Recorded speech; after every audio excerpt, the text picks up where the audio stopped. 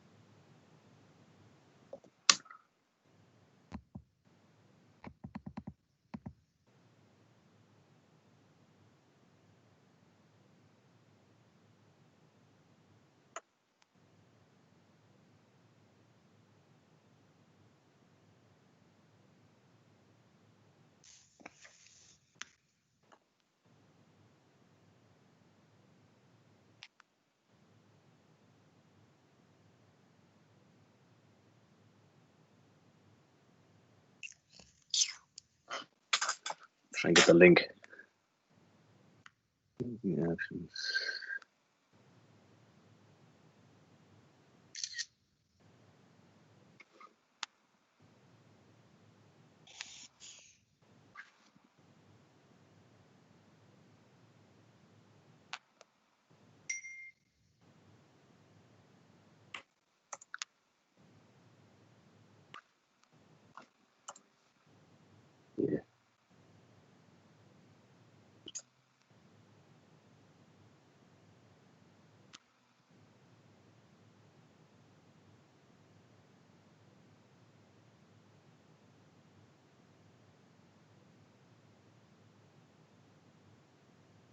Okay, Lorcan, if you want to ping people a message there, I've put a link up on Moodle.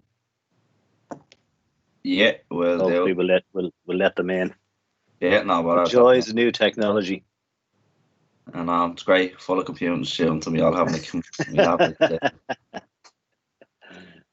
Is there no way to link this to other people? Is there? It just has to be through the calendar link, because I have a couple of friends and they can't get in because we're all on the Teams app and you can't get into it that way, which is so dumb. Like, but you can't. I know. You can't link separately, is it? It has to be through invite. I put the link up and see what happens. I'm not sure. IT set all this up. Normally, what we did when we went into lockdown and we started using Teams was that the individual lecturers just sent out a link to everybody. But they've told us we can't do that. So even if they get to the stage where it's looking to be admitted, I'll just admit them as we go along. Yeah, it's not even like your fault or anything. I think everyone's just confused because even myself, I've downloaded the Teams app and I joined it through that way and it wasn't there. So yeah, I know. I was expecting it to be in that. Yeah. Realistically, the app is just useless. But well, you might see it might not be as useless as you think it is as we go through the lectures. It's actually fair. We use it for not for live I've seen it, but not for live lectures anyway. I think people are still lost though, which is kind of funny. Yeah. Can you forward the email? Does that work that way as a link? No, I put a link up on Moodle up in the general block at the top called Teams meeting link. So we'll see if we can get anybody. There's about 30 of you missing. I think this is one of the bigger classes. It's a combination of two. You see, that's the problem.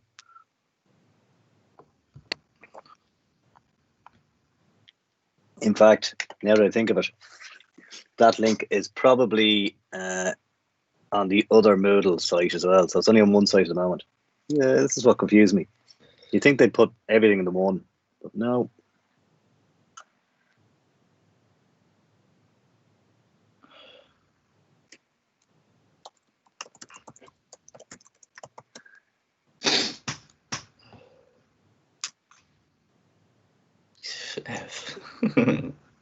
Okay, it's on both of them now anyway, so.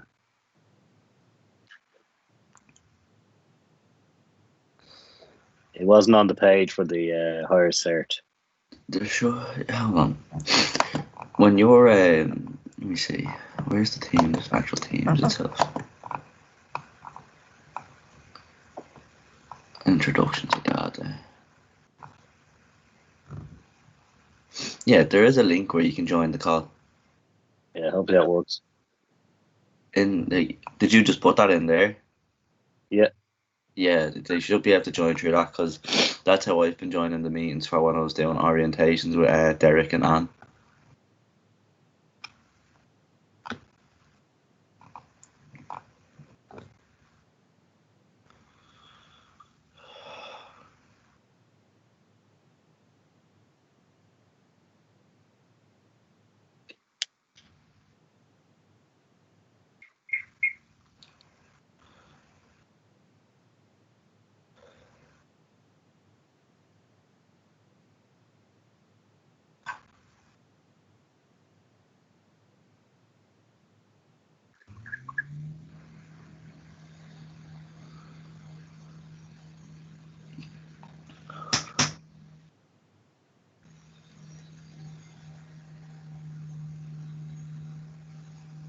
Jesus. What's the story of the chat? Jesus Christ.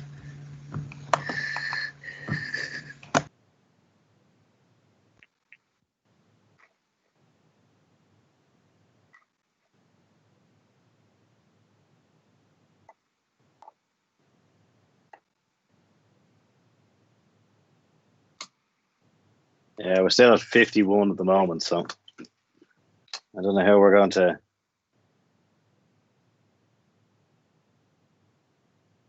But the other question is, I'm not sure if you had to accept the meeting or not when it came out from timetabling.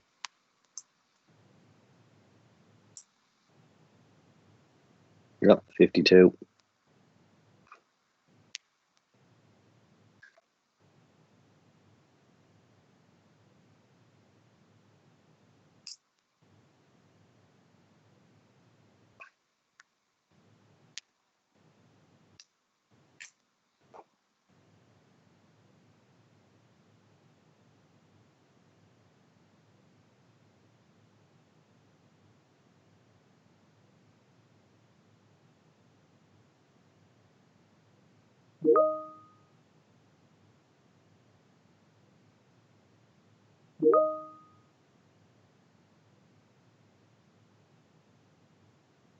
Right, I guess we're kind of as many as we're going to get by the looks of things.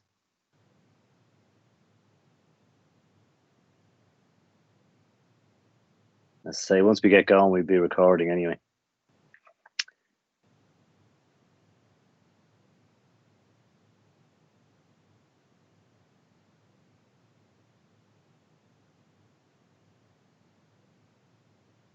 Okay, anybody any questions before we start? No. No. Right, hopefully you can... I'll tell you watch the chat for questions. Someone in HCC is looking for an enrollment key. So I have no idea. Their enrollment key is 80 quid. They shouldn't have an enrollment key for that anyway. You should be able to log on. If you register, you'll get the link. I suppose if you pay your fee, the first thing. Yeah. You should be out. Who's that? That was David. Dave, I'll text you now. You should be registered. If he's not registered, he needs to register, and then he has to wait 48 hours before he gets access to his calendar. Great. The joys. Normally we just lift down the stairs and get it done. Anyway, we're all very welcome. I know we're nearly 15 minutes late starting, but so you're all very welcome to Introduction to Data Modeling and Databases. I'm John Kelly. This is the first semester that I've taught this new module, so it's going to be a bit of hit and miss really for all of us, because it used to be just Introduction to Databases, but the whole course went through a recertification. So as part of the recertification, which happens every 5 years, they've added some things in, taken some things out. So I think it only had one run of it last year. So we're kind of still building it as we go. But the majority of the information that you guys will need is going to be given to you anyway. I wouldn't worry about too much about extracurricular reading, especially in these times, because not all the course reading material is available as an ebook. Normally I dispatch this all down to the library, and you'd come running out complaining that you'd so many books to carry, because generally books about databases are usually around the 2 to 3 inches thick for some reason. I don't know why, but they are. So as I say, it's got to be interesting, because you've got the two groups. You've got the BSCs and the HCCs. You've got two separate Moodle pages. That's twice the work for me. There's two different Microsoft Teams sites, which also makes it interesting. When IT said they were going to offer to set up all the meeting invites, I thought, this is great. Here's somebody else, Jake, trying to get in. I've lost my train of thought there. But when they said it was great that they do all that, I thought, they might be clever. They might just combine you all into one Moodle and one Microsoft Teams. But obviously the technology is not able to do that. So it just makes it a little bit more challenging. Same contents on both sides of Moodle, okay? So a bit of etiquette before we start on the standard online stuff. Just be careful and conscious of what you put in the chat, because the chat gets recorded as a transcript, and any staff in the college can see it. I will warn you when I'm going to record. Generally, it will be, I will say, I got to record. I'll count down from 5. And once I hit 0, we'll just go for it. We will be taking breaks, because you guys won't be able to sit there for 2 hours and listen to me, and I won't be able to sit here for 2 hours and talk away in a lecture. Okay. Now over the weeks, and we'll see, depending on the content, as to what we do, as to what the content is for the particular day. I know we have 4 hours scheduled this morning, 2 hours of lectures and 2 hours of labs. I don't believe if we can get away with not having to do 2 hours of lectures followed directly by 2 hours of labs, if we can mix it up a bit. So what I will try and do is a bit of lecturing, get you guys to do some sort of lab or practical type thing. Come back, do a bit more theory, another bit of lab. So it sort of breaks it up a bit, rather than you falling asleep listening to me for 2 hours and then trying to figure out what the practical's about. Okay, so if that sounds good, that's good. When it comes down to mics, if you can all join with your mic off to start with, like any other online call, we get loads of feedback and all sorts of things. If you can't hear me, always like raise your hand, the hand symbol up the top of Microsoft Teams, or stick it in the chat, or literally just jump in. Okay. Now, I can guarantee you at some stage over the next 13 weeks, even though we only have 12, because we get a reading week, thank God for this, we will have issues with technology, right? So we've already had it this morning. We've got some people who haven't got the link and can't get in, things like that. And that's always going to happen the first week, right? So don't worry about it. But there will be times where, some people's broadband isn't great. So don't worry about it. Everything's going to be recorded. You will get the full lecture as it goes. You'll be able to play it back as many times as you want. So I wouldn't worry too much about that. Any questions so far? Or are we all good? Are we all still awake? Yeah, it's early in the morning. It's early in the morning, So a bit about me before we start.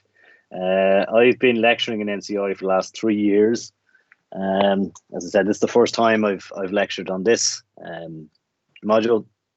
I have a background in working in banking, telecommunications, consultancy. So I've worked for all the large consultancy companies. I have a master's in data analytics. And I also teach maths and physics in secondary level. So I'm not going to do the maths type teacher bits, which is so you're quite safe. But generally, I would teach on the higher diplomas or the masters for data analytics. So this is kind of new to me. Well, it's not new to me. I know probably more than I ever care to mention about databases. And when they started off, my first job out of college was with the Environmental Protection Agency, and the first task I had was to update a database for sewage levels in Dublin Bay to new EU standards. So it gets really exciting, the sort of things you have to do. And let's just say it's progressed a lot since then. But we should be okay. We're going to use MySQL, which is the free SQL server, and MySQLWorkbench. We're also going to use Access. We may use a bit of Excel as well. I'll show you 1 or 2 tricks in Excel to get data into a decent enough format so that you can upload it directly into MySQL from flat files. And then we're going to talk about the different types of database models you can have, single entities, distributed systems, things like that. So hopefully you'll enjoy it. And I know it's a horrible time for anything. The graveyard shift on a Friday night or first thing on a Monday morning are not great, but we'll try and get through it together. Let's put it that way. Any questions so far? Oh, good. Okay, thanks, Logan. As I say, I'll as you get more comfortable with this whole online thing, because I know some of you might be more comfortable than others. You guys won't have had the pleasure of having a summer semester like I had, so I'm a bit more clued up on Microsoft Teams because I've been lecturing during the summer. So I'm a bit more comfortable, and it is interesting as people get more comfortable with the topic itself. You get more interaction. So this morning people might be quiet; it's expected. But if you want to say something, or you have a question, or you don't understand something, feel free to jump in. Because of the size of the class, we get lab assistants. I have 2 master's students. Who have I got? I got Nisha and Sivani, who will be joining us at 11 o'clock. And their key responsibility within the lab time frame is to help you guys with any technical issues you may have in setting software up, or any other queries that we can split, because that means then there's 3 of us, and it makes it a lot easier if there's 3 of us who can help with questions. And if they can't answer the question, you can come on to me then, and hopefully I can answer the question, or I can point you in the right direction. So that'll be the labs. You're probably used to having lab assistants anyway. To be perfectly honest, I don't think you're going to use them much, but it's nice to have them there to be able to bounce ideas off. So they'll be joining us at 11 o'clock, and I'll get the two of them to introduce themselves when they come online. They'll be with us every week. Okay. Now, the bad news or the good news. In the good old days, pre-COVID, there used to be 2 continuous assessments plus an exam. Thank God for COVID, we now only have 2 continuous assessments. So this module is 100% continuous assessment, right? Which makes it a little bit easier, right? So there are 2 of them. I'm going to share the Moodle page now, if I can find.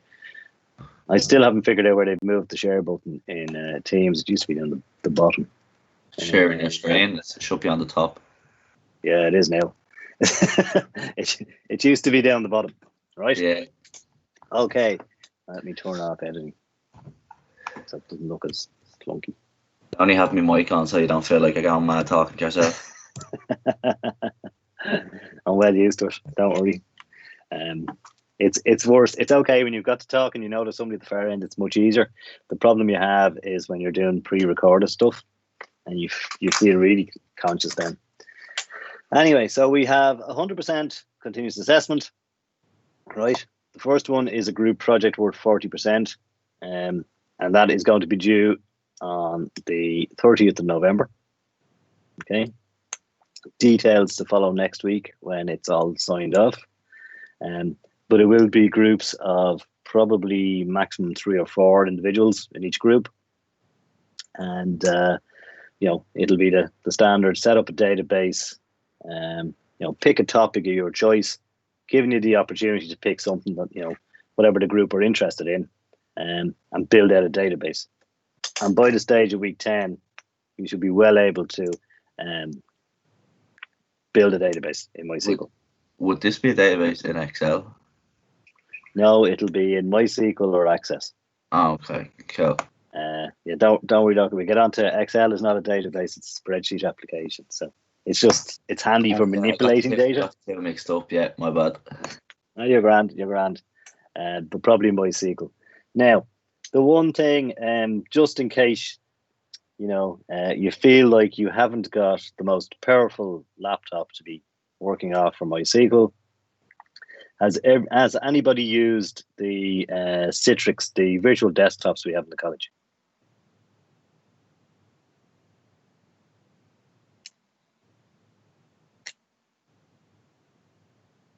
All gone very quiet. Yeah. Yeah. We have. Perfect. Yeah. So they already have MySQL on them, and hopefully they're up to date. Can't guarantee they all are. But yeah, that's an opportunity to use them if you need to. It's all the tool sets are on them anyway. So it's only if you wanted to do it locally on your machine, just be conscious that you have the ability to use the virtual desktops. Okay. So that's the first. Let me see, what have we got? Shane, you're asking, can you choose your own groups? Yes, I will let you choose your own groups. So when I put up the assignment brief next week, and I will go through it next Monday morning when it's up there, I will put a link out to assign yourself to a group in Moodle.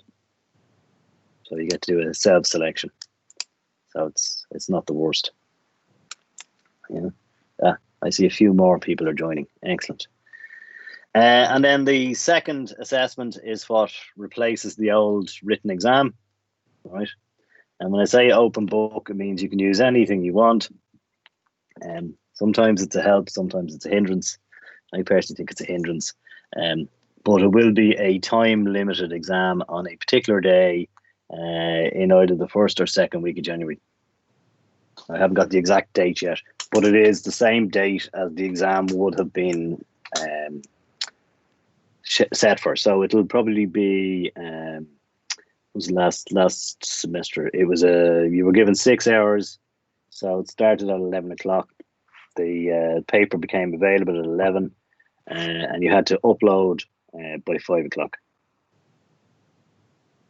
So that and we're usually pretty lenient on what you use. So if you need to draw diagrams, you can do pen and paper, take a photo, upload the photo, things like that. You don't have to use all the tool sets that are there. So it's not the worst of things. So and that's worth 60%. So as I said, once I have the exact date for that, I'll put that up there as well, and I'll have the CA, the brief as to what we're looking for the project, and the links up next Monday. Does that sound fair enough, guys? Yep. Hopefully. Yeah. It's not the worst. Bit of work, but hopefully, it won't be too difficult for you. Right. So as you can see, I'm sharing my Moodle page. So I have the first 2 weeks up there.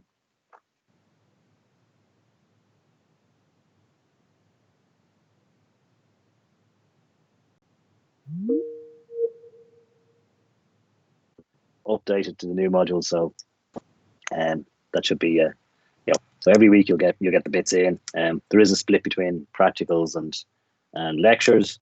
Lectures are all going to be in PowerPoint. The reason normally I put them in PDF. Don't worry, guys. Those of you start at 9:30, you missed the important bits. So I leave the presentations in PowerPoints because people have told me in the past that it's much easier than online to be able to take notes on them within the PowerPoint itself, rather than trying to take notes and then link it back to a PDF. So I've given up creating PDF versions of PowerPoints, which means there's less work. But what I will do, and you can see here, we've got 2 practicals this morning to look at, apart from installing SQL Workbench and things like that. And once the lab is over, I'll upload the solutions, or what are perceived solutions. Okay, so because there's not always one way of skinning what was it, skinning a rat, as they say. So we're going to be people will have different approaches, but these will be sort of pointing in the right direction as to what you need to do. Any questions? No, you're all good. So as I said, because there's two groups of you, this is the Higher Cert Moodle page. Just so you believe me, same content, exact same content on the basic. All right. So nobody will miss anything. Right. Right. Let me.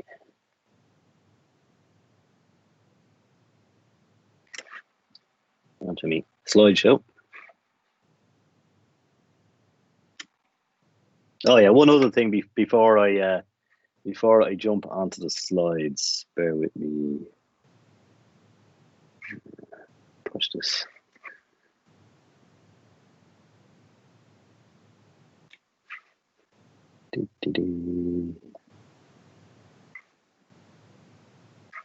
Try this. Come on.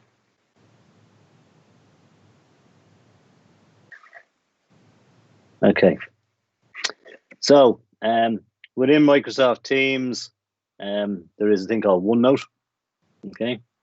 And I've set up a class for each.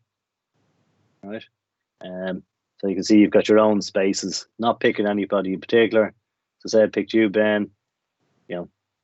You can load notes in there, and if there's any handouts, which there generally aren't, because it's built to cover all aspects of education, so there won't be.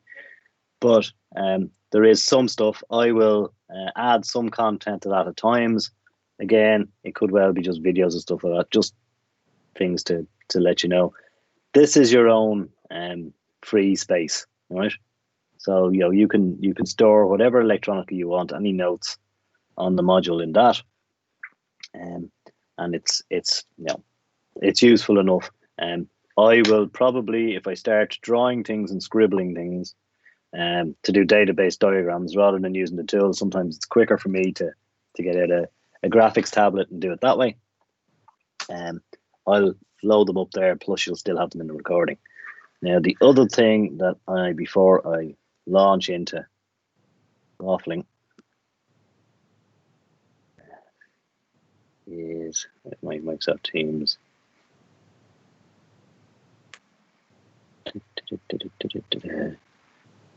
God, can't find it now.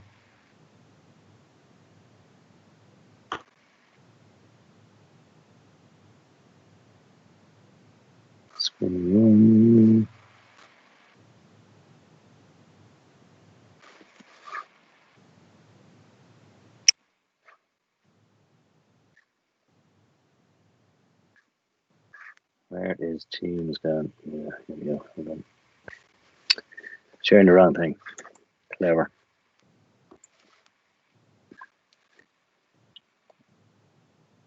Too many windows.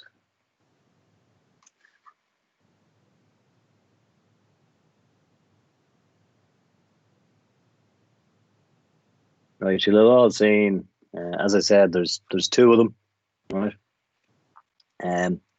So when we do the group selection, your self-selection for CA, I will create additional teams down here, okay? And I will assign the individuals from each group to those teams, and then you will have the ability to message each other, share files, do video, voice calls. So, you don't have to use WhatsApp, right? It just makes it a lot easier, and it works very well in the past when I've used it. So, we'll have different teams. So if I show you an example, where we got one that hidden teams down the bottom. Here's one from.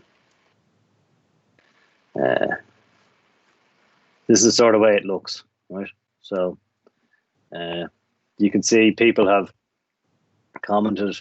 You can do video calls, you can do voice calls, share files, whatever you want to do. So, I'm not sure if they've actually shared any files. No, they haven't. But that's the sort of thing we would do. So, when that gets set up, you'll get it. Right. Yeah.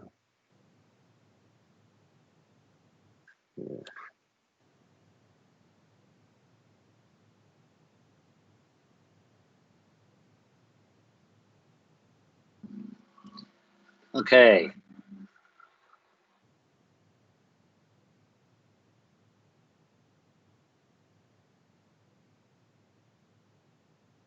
Yeah, Freddie, that's a good point. You can get from Microsoft Teams. You can get to me if I'm online and available, and you have a question. Fire it straight out in Teams. I get pinged, and you usually get an answer back pretty quick. Except if I'm lecturing or I'm teaching, so it just makes it interesting sometimes. Yeah, and you don't need to go 20 times an email. Right. Bring that back down.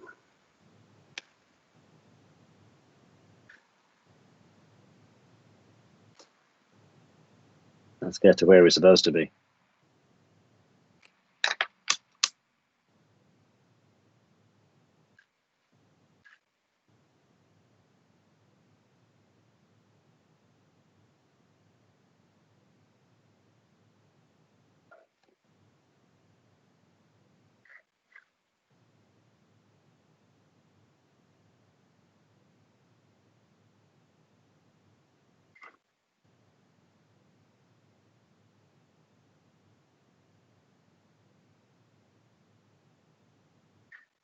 Right, into PowerPoint presentation. Any questions before this is going to be literally the first few slides are a rehash of what I've probably been talking about already. So, you'll get a fair idea as to what I've been talking about for the last 20 minutes anyway, right? So we're going to do an introduction, talk about the timetable, the learning outcomes, what is written in the module specification as to what we're intending to learn over the next 12 weeks of lectures, right? The assessment, I think I've covered that to death with the 2 CAs, right? And some of the books, okay? And any questions. So, as I say, that's me. That's my email address. You can email me, or you can use Microsoft Teams. Teams is probably the quicker way of doing it. You know, I get an alert straight off, and it's a quick question. It's just like a standard WhatsApp or you know, a direct message, whatever it is. I generally be able to get back to them sometimes quicker than I would email, because I do get quite a lot of emails. So 9 to 11 on a Monday, we're doing the lectures, and labs are 11 to 1. As I said, depending on what we do. So really what I'm going to try and do is, depending on the content each week, and I'll let you know at the start each week as to what the plan is. You know, this morning, we're probably going to end up, you know, using the first 2 hours anyway to set the scene. But generally, you know, we'll do an hour max, take a break, right, for 10, 15 minutes, come back, try and do some practical stuff, possibly for another 45 minutes to an hour, if we can. And then we'll take another shorter break, and then we'll do some more lecturing, and then finish off with a bit of practical work. So we'll try and mix it up a bit. This morning's more, because it's the introduction, there's more talking goes on. So again, I'm going to apologize before we start, but that's kind of the plan. So every Monday, you know, when we hook up at 9 o'clock, I'll let you guys know exactly what the plan is for the day, all right? So that, you know, you can get yourself prepared psychologically to have to do something in 45 minutes or whatever it is. Okay, so these are the learning outcomes, and this is what, you know, we intend to figure out. So there's, you know, everything has a learning outcome, and then there's learning intentions and all the other bits and pieces, right? So the first one we need to do is we need to make sure that you guys are able to explain what the major properties of a database system is and how important they are to an organization, right? So the general businessy bit, right? What are the different objects within data modeling and the different types of data models that we can use? You know, to be able to demonstrate your competence with object-oriented data modeling techniques. Don't worry, we're going to get through all these. You know, talk about relational data modeling and the generation of user requirements and mapping user requirements back to database design. Being able to design, implement, and administer, right, a database system. I love this, with an appropriate database package. As I said, we're going to use MySQL. So it's either MySQL or MS Access. But at an enterprise level, MySQL is the one we're going to use. And then we're going to look at some advanced SQL commands. So anybody want to sort of put their head above the parapet and you know, say whether they feel confident or not using basic SQL, or have you ever used SQL? Because sometimes, you know, it's drag and drop and access and things like that. Never used SQL. Never used SQL. Never used. Okay, right. There's a long running joke. Great. Oh, we're gonna have a bit of fun then. We won't. It's not the worst, right? Yeah, while I'm here, right? Bit of history about it, right? So we started off, you know, long before we had mobile phones and all this, right? So in the 60s, you know, we had the very basic databases. So you were storing basic information, right? And we're starting to digitize things. So if you went into a bank, you know, generally you could only do the transactions you want to do with a bank in your own branch, right?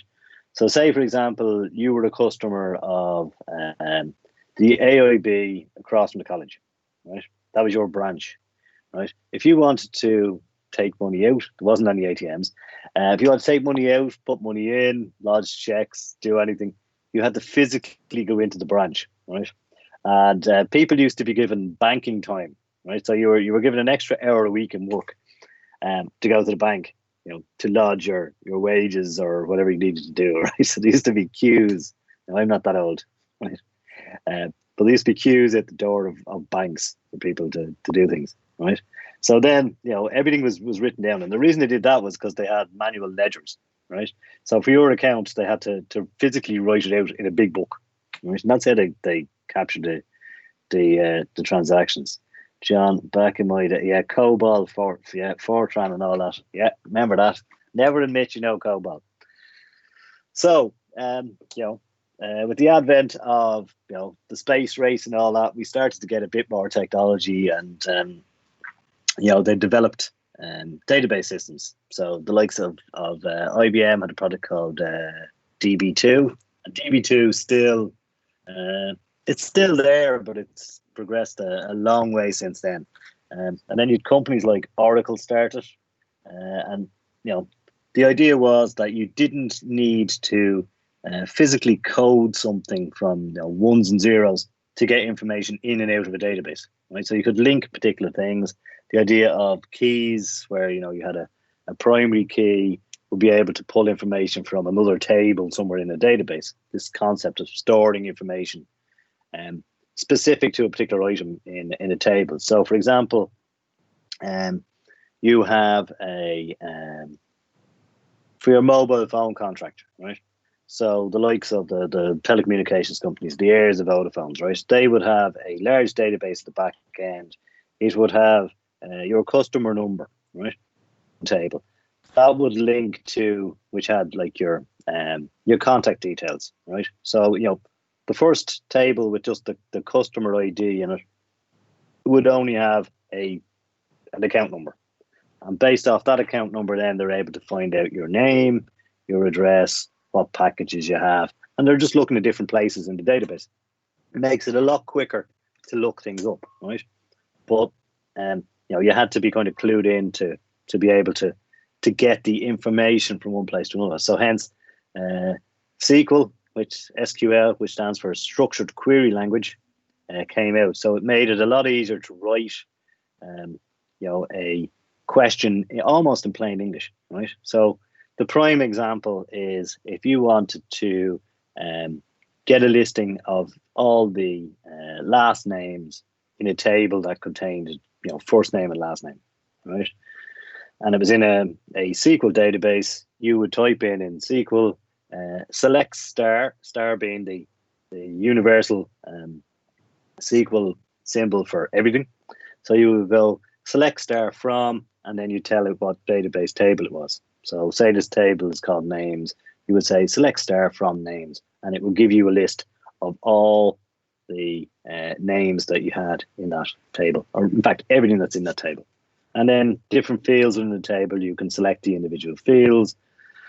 You can join tables, we're going to look at inner joins, outer joins, things like that, how it's all structured so that you're able to build a much more efficient database. And really, the advanced part of SQL commands is being able to pull from highly diverse tables and really make it more performance. So, increase the speed of response time.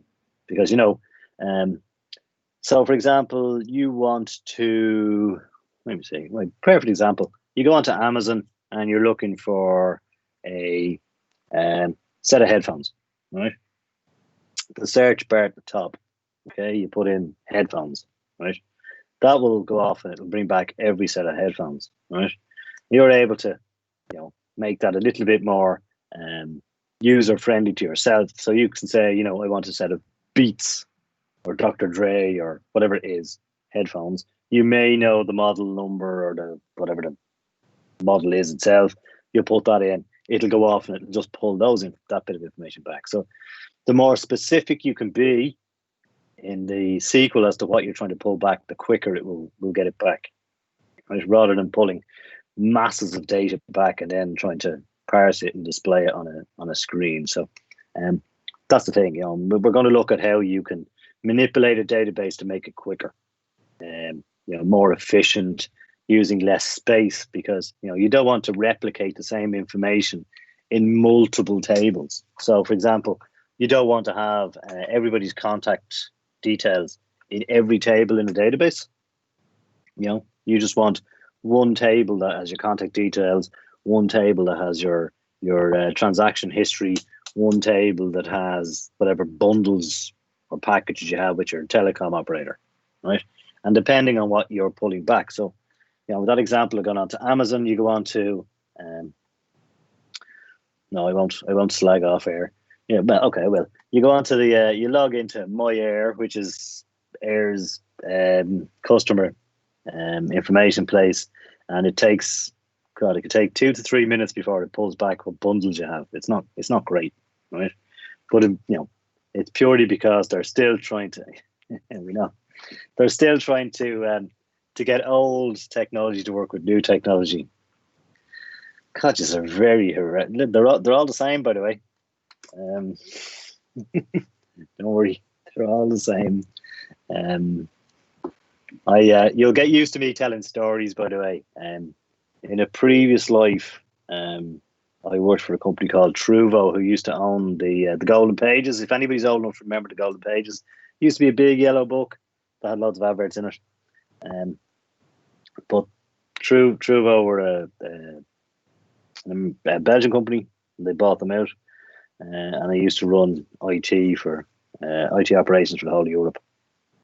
And one of the things we did in Ireland was we were responsible for the phone book. So, if you wanted to be X directory, as in not listed in the phone book, there was all sorts of fun. But Air, Aircom, Telecom Air, as they were, and all the other bits, they were the people who owned the phone book. They did that contract. They had 4 guys in one room who were responsible for either making sure you were listed or not, and they all worked for Air. But the problem was that you couldn't go. You had to go all the way around the block to get to them. If somebody rang up and said, my number is listed online, and it shouldn't have been, you had all sorts of fun. So, we should have a bit of fun, Anyway, so they're the 6 learning outcomes. Hopefully by the end of it, we'll be down to quite complex SQL commands. Again, it depends on how complex your database is as to what you're trying to get, right? So, the way you're going to demonstrate you're able to do all this is the fact that you're going to build a model. There's somebody looking to get in.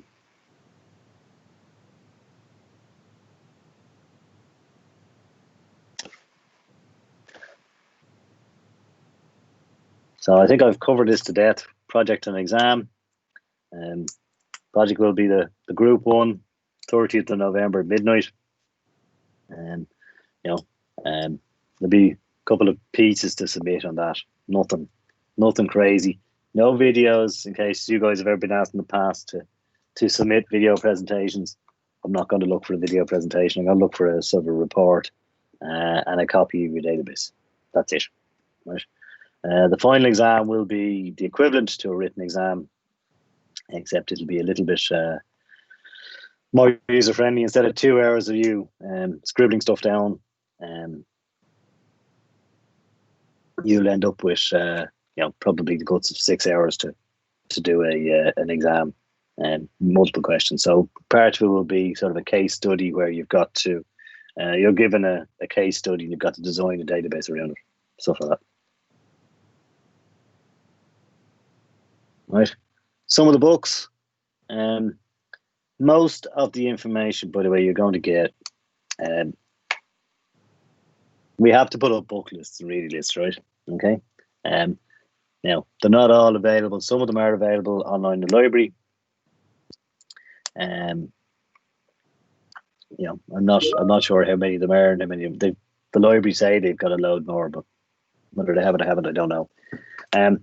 Really, you're going to find a lot of the resources you're going to get. If, to be perfectly honest, if you don't get it from me, you're going to get it from using the help with MySQL, right?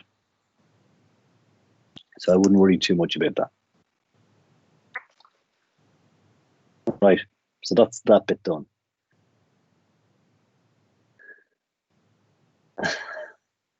Sony advertised PS2.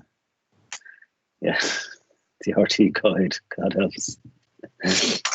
Anyway, I will show my age at times. So any questions?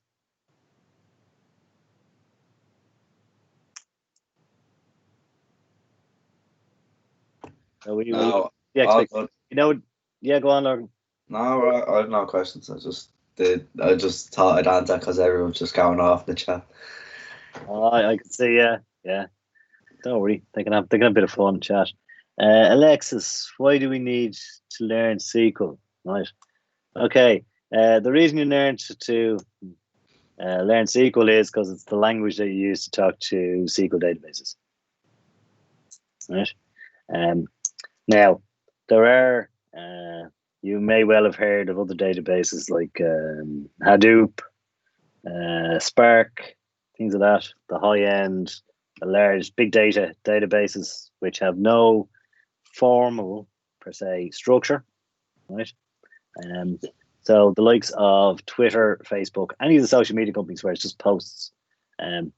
You can't take every tweet and in real time put that somewhere, right? Categorize it. Say, okay, this bit of tweet goes into this particular table because it's on that topic, right? You'd have to do topic analysis and all that, and it takes time to do that. So what you're going to be doing is putting that into just basic text files, right? And then, in near real time, you're able to run stats.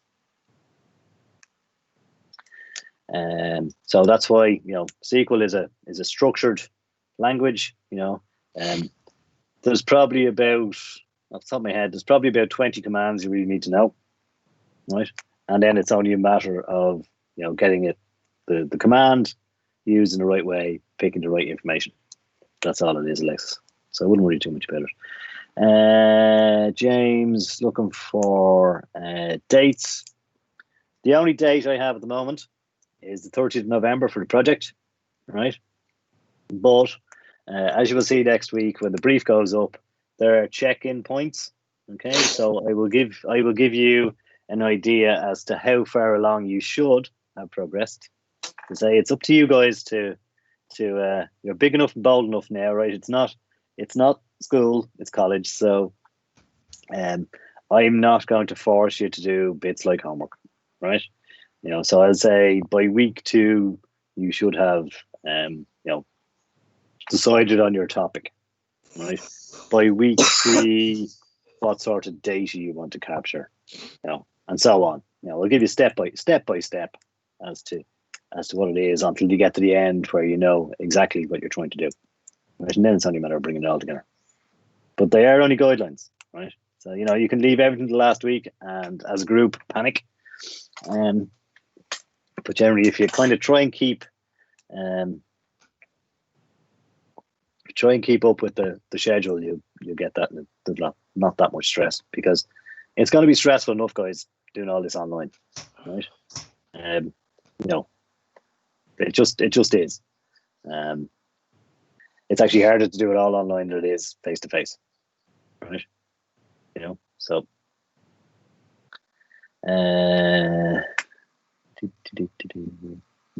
James. No, the sort of tasks on a particular date. Well, it's like say for example, for the project, you'll have the guts of 8 weeks to get it done, right? Including reading week, 9 weeks probably. Would you? Yeah. You'll have nine weeks because it's the end of week 10, right? So I'll set it up this way that as a group, you will have decided to do a particular topic by week 2, right?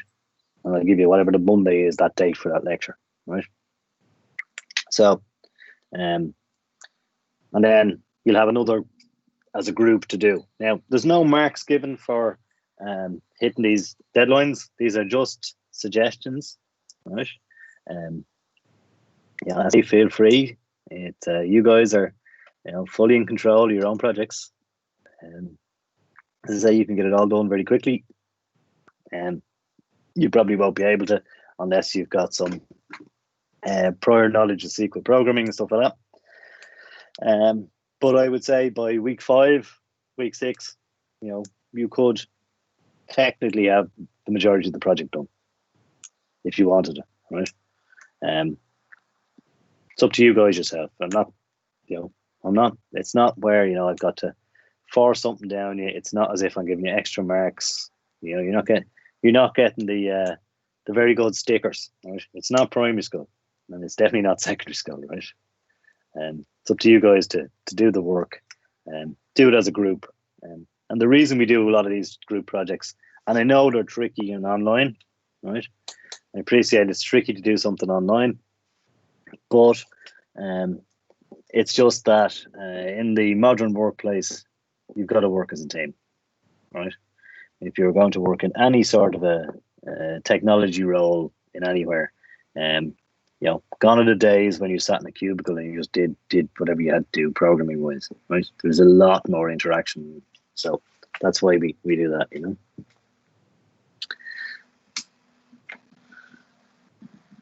Any questions? God, I see you've all figured out what the emojis are in Teams. Great. Any chance of a little break? I'm just looking. Yeah. Good question, Morgan. Yeah, I'd say let's have a 15-minute break. We'll come back at 15:15, right? Okay, and then we'll get straight into it. And I'll put you all to sleep for about an hour. I didn't ask for a break, John. It was someone else. I know. Yes, coffee breaks, smoke breaks, bathroom breaks, whatever. Jump up and down, run around, whatever you need to do. But yeah, we'll get cracking at 10:15, and I'll start recording that because it's officially the first lecture. Right, so we'll be back at 15:15. Thank you. You're welcome. Do you think we'll be back on campus in semester 2? To be perfectly honest, no. No, it doesn't look like it at all. Like there's 80 something of you guys in total, and the problem you have with that is that it's only one of the big lecture rooms we can fit you in, and I think it's on. I think what did I say? I think we could fit 40 something into one of them with 2 meter distancing. Yeah. So and it's crazy, yeah, we'll see what happens, If everybody behaves themselves and we can get there. And I think we're more worried about whether Santa's going to come or not. Is the next question. The scales are worse though. I know, yeah. I've got classrooms where literally there's 29 in the class, and even with 1 meter distance, it's crammed in. God. You're wearing masks, they're struggling to hear you and understand you. And then you're struggling to understand them as well. And we were told not to go walking between desks. Now I teach maths, right? The only way to teach maths is to walk around, right? Get people to do stuff, walk around, make sure they're able to do it. We just gave up on that. And we've got a couple of guys who have these cochlear implants, for the hearing. Yeah. And they lip read, which is a killer for them. So we've had to get see-through masks, which is even more weird. But anyway. Right, anyway, I'm going to go make myself a coffee, and we'll see you all at 15:15.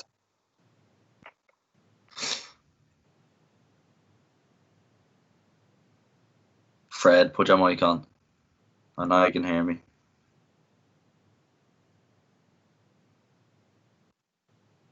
Do it, Freddie.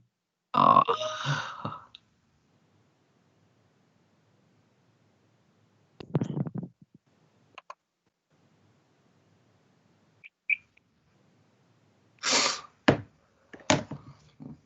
Fred fella's very quiet. He actually probably is gone for a smoke. Larkin, it's Freddie. What do you think?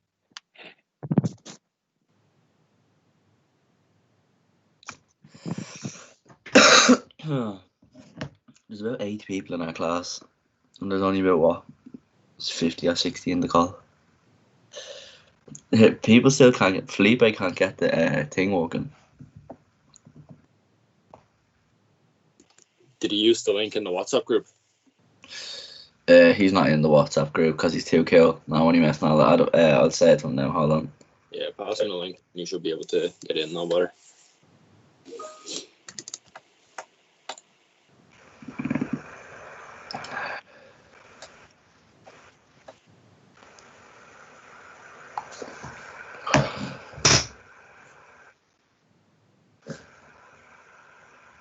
I wonder where old John is. What?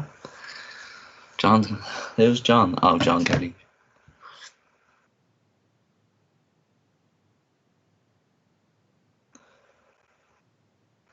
You were all mad in that chat, I swear to God.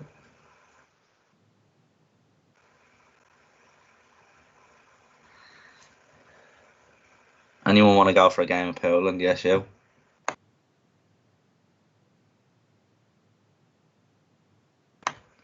Game of 8-ball. I think this chat is more than you've missed last year. No, I was in the chat last year. I just didn't. I had it muted. Man, this is tame compared to last year. Yeah, I've seen a few pictures of the chat. Fucking awful. Fred's the worst. That's what I was like, that's what I text Fred. I was like, Fred, do this now. Get out of your system, but do not do it when he records, because he'll get in shit.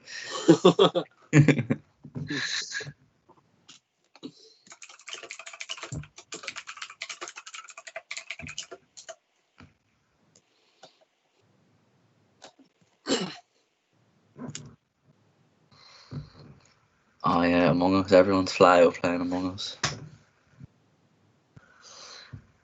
There's Michaela here. She was streaming the other night.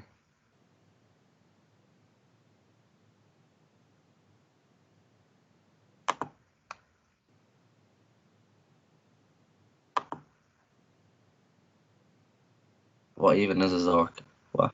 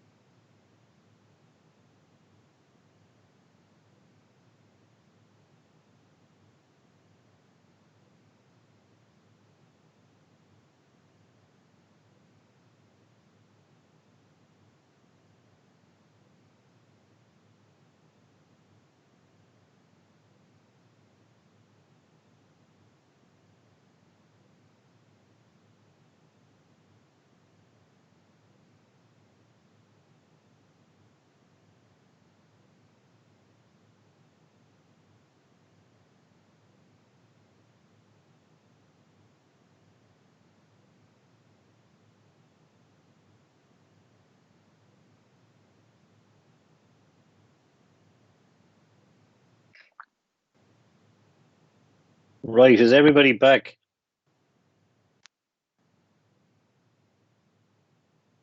Yeah. Alexis. Yeah. Right. And I don't want to come across old school teachers, right? Okay. As I said at the start, the chat gets archived, right? Okay. And the college, anybody in the college has a right, any of the staff have a right to look at it. So can you please ensure that you use the chat for appropriate purposes? Okay. Oh, gets the lead in the past 2 seconds now. Don't worry, it's still there. Just for your own sake, guys, right? I don't want to come across all school teachers. As I say, it's college, it's not school, so you don't, but a bit of respect for each other is what you need. Okay, all the slagging can go on in WhatsApp groups, whatever it is. Do not use the chat in Microsoft Teams. Right. Okay, so I'm about to hit the record button, so be warned. I'm going to record in 5, 4, 3, 2, 1. Hopefully it has started recording. Yeah. So you're now being recorded, so be a little bit careful. Right. Now, on the concept of recording, right? On the Microsoft Teams sites that you have, the two of them for the BSc and the HCC, there will be, after this, an extra tab at the top. Let me quickly show you where it should appear, if I can.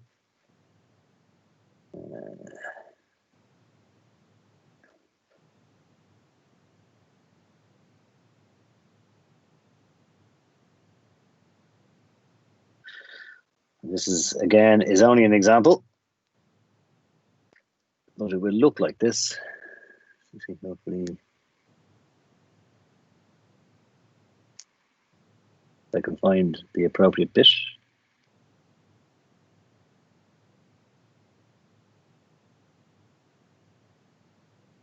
That's not what I wanted to share.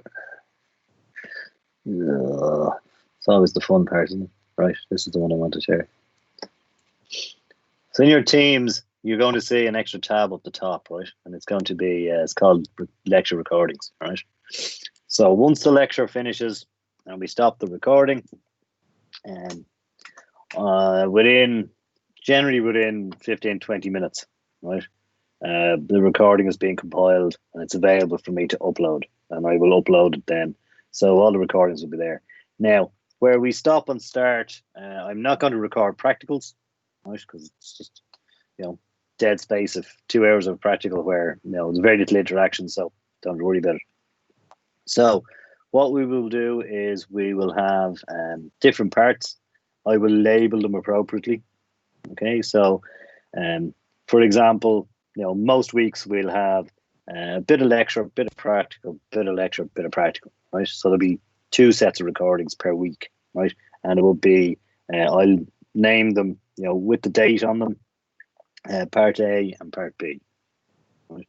So it'll be, you don't have to sit there and scrub up as far as, where the lecture starts again. So you'll just get what you need, if that makes sense. Because you all gone very quiet now since the turn recording on, by the way. John, if you were wondering, will attendance affect any sort of mark?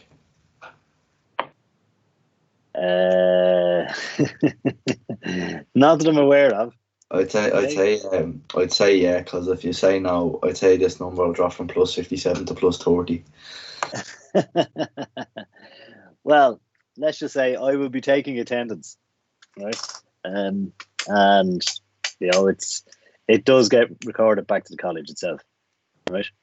So there is the standard attendance policies within the college, right? I might add it in. In the past, I've put it down as an extra 10%, for people who turned up all the time. But it gets messy. So take it that your attendance is recorded the same way as it would be if you had to tag on and tag off within the college. Right? So As I say, it's not secondary school, so I'm not taking a role, but I do have the ability to export the attendance, and it's in your own interest to be here anyway, because and I know people are going to have difficulty. Some days you won't be able to make it. That's okay. It's fair enough. It's the nature as it is at the moment, right? It's just a little bit more awkward. Right. So can I just ask a quick question there, John? Yeah, go on. The recordings. Sorry if I'm missing something now, but on my Teams I can't see that at all. Yeah, I haven't put it up there yet. It's just not up yet. All right, no bother. Yeah. No, I have to create another 2 channels. One because there's 2 groups, so I have to get the channels, and then I literally within 15 minutes of a lecture being finished. So by 1:15 every Monday there'll be, I would hope, unless Microsoft have issues in converting everything from Microsoft Stream, but they're all on Microsoft Streams, exactly on as you said there. So don't worry about it, Stephen. The lectures will be up there. As far as I know, they're there for 6 months and then they get deleted. So it's also another way I can tell whether people are actually engaging with it or not, is number of views on it. So we do get reports on that. Right. So let us start. As to the background of what a database is, why we use them, and what sort of career opportunities you might have by actually knowing some of this stuff, and how it is used in the everyday bits and pieces. Right. So what we're going to look at what a file-based system, what is a database, what a DBMS is, which stands for database. The shortcut for database is always going to be DB. No matter when you see DB, you'll know that. When you see DBMS, it's database management system, which is just a database, right? What are the components of a database management system environment? What career opportunities you may or may not have, and some history of it. As I gave you a brief oversight of that, but we're going to go into it in more detail. Advantages and disadvantages, and a brief introduction to SQL, right? And then the practical has some questions and things like that to go with it.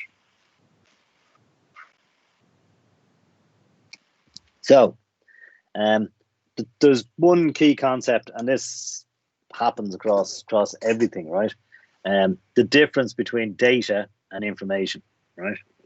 So, the easiest way of looking at this is that data is raw facts, right? So something that you haven't actually done anything with, right? So say, for example, you're given a file in Excel. To all intents and purposes to you, that is data until you open it, sort it, filter it, manipulate it, do calculations on it, whatever you want to do. Then it becomes information, right? So data is literally something that's unprocessed. So, for example, weather stations, automated weather stations around the country are taking measurements of wind speed, temperature, humidity, and so on, right? They just store them in a file, right? And periodically then Met Air and go and they pull that information back. It's still raw fact, right? So nobody's done anything with it. They'll put that into a database and then they'll run some models on it to predict, right? So at that stage it becomes information. So the weather prediction, as in, there's 90% humidity, there's a wind from whatever direction it is, at such a speed, and the air pressure is low or high, depending what it is. There's a good likelihood that it's going to rain or not rain or whatever it is, right? So once you've got to the stage where you're actually giving the forecast, that's information because you've actually generated some insight and some meaning into what the raw data actually means. Okay, so if you can get your head around, data is something you haven't done with. It is literally just facts, right? Information is where you've actually looked at it, manipulated it, run it through models, put in a database, selected particular bits of information from it, and you've got some sort of a meaning out of it. So you're able to say, in that example for weather forecast, you're able to say, based on the humidity, the pressure, the wind, temperature, whatever else it is they measure, you're able to say that it's either going to rain or it's not going to rain, right? So that's information, whereas all the readings that you automatically take at an automated weather station is just data, right? And needs two things. It needs to be accurate, it needs to be and relevant, right? And if it's not relevant and accurate and it's not delivered in a timely fashion, you're not going to be able to make a good decision, right?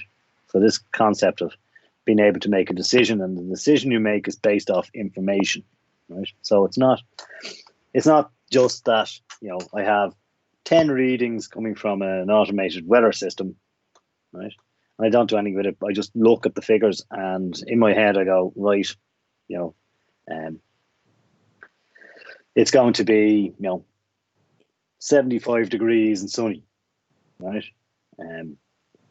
That's still raw data. It is not information, right? Until you manipulate it, right? And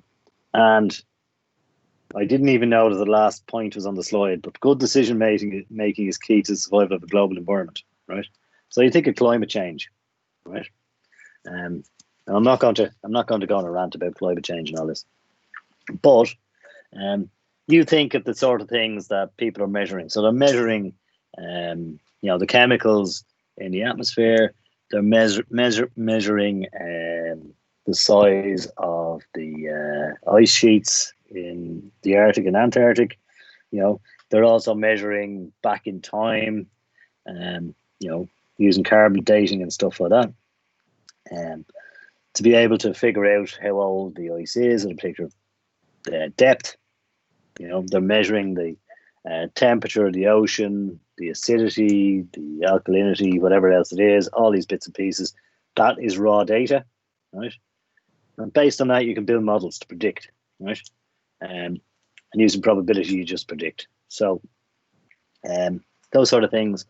So, for example, another example, real world example here is that, for COVID-19, we have a certain amount of predictions. So they're able to sort of predict within reason as to how many cases a day you have based on this lovely R number, which is very fuzzy, by the way, as to how it's calculated and how real it is.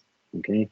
But there's lots of raw data that goes into that model before it spits out a figure to predict, the number of cases. So then that's been used globally. So data is literally raw facts that you haven't done anything with, and information is when you've taken those raw facts and you've done something to them, produced a report, added up a column of numbers. So say, for example, you got 10 numbers, any 10 numbers, and they were just sitting there in a spreadsheet, right? And you decide, okay, I'm going to add all 10 of these up, right? Create your little formula in your cell in Excel, and it gives you a number at the end, which is the total of all 10 numbers. That is information. But the 10 numbers, as they are individually, are pure data. They're just raw facts. Everybody okay with that?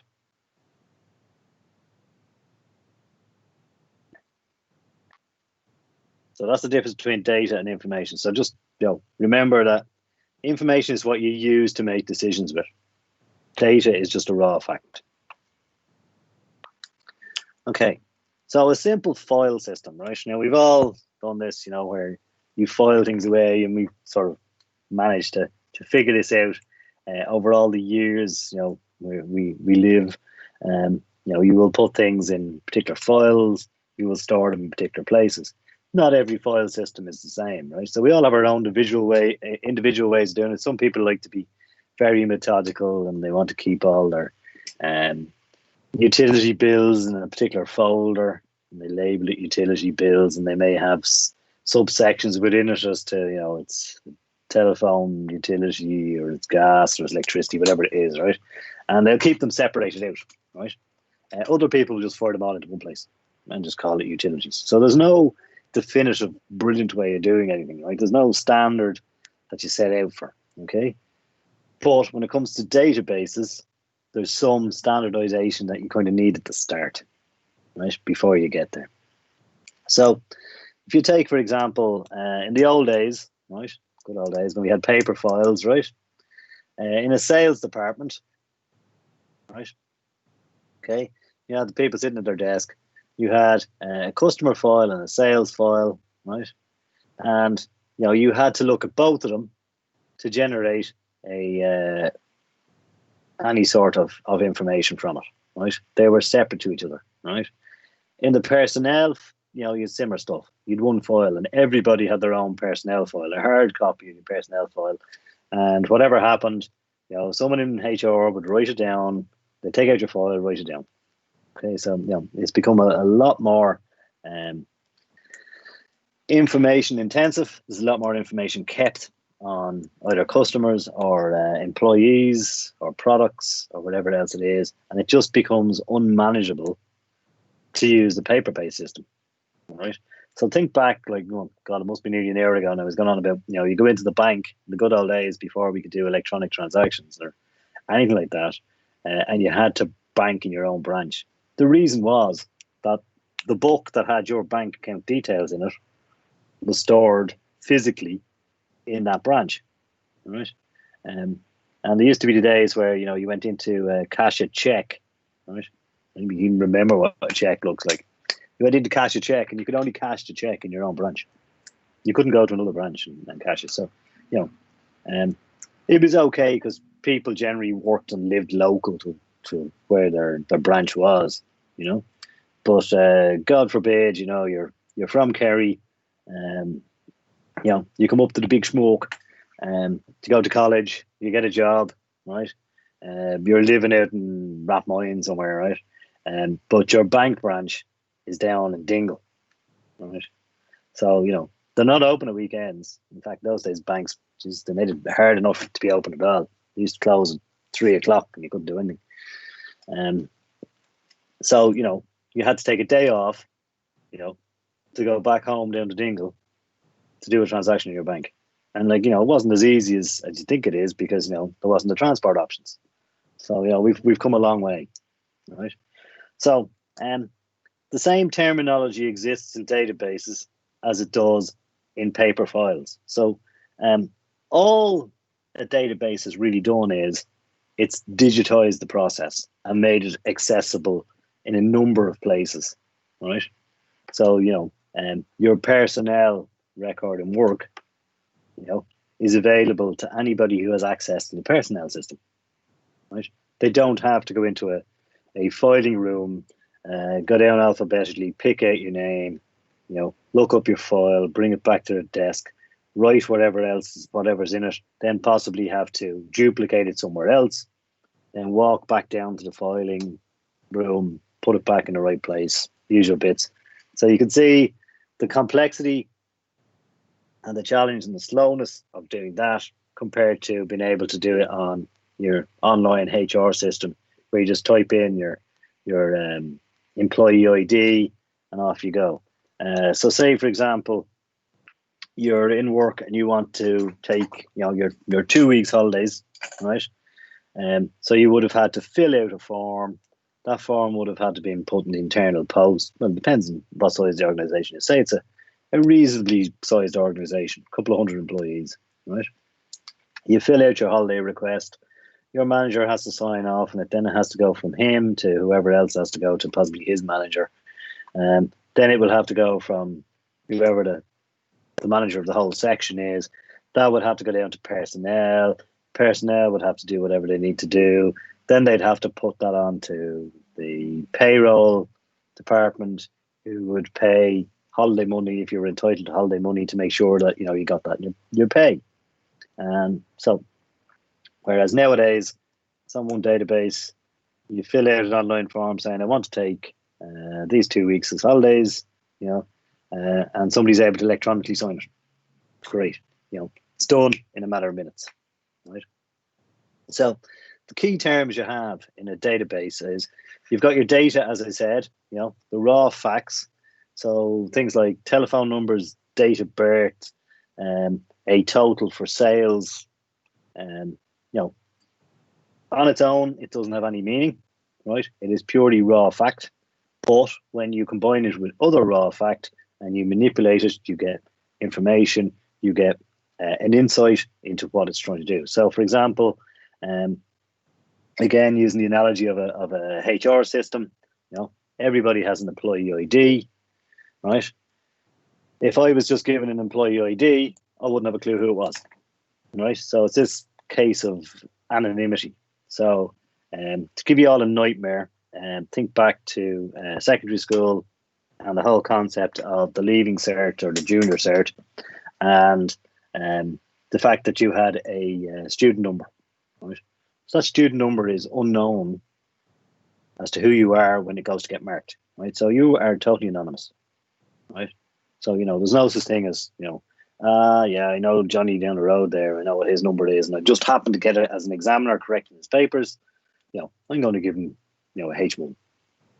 That doesn't, so it, you know, gets around that. So you need other information to build a bigger picture, and that's where databases come in. So that's the data, which is the raw facts. Then we have fields, right? And fields are generally places where you store the same thing. So we take, for example, a personnel record, so it has employee ID. So every entry in that field will be an employee ID. Then you would have first name, last name, right? So it would have your first name, and everything in the first name columns would be a first name, everything in the last name is a last name, right? And you build it up that way. So each field has a particular meaning, specific meaning, right?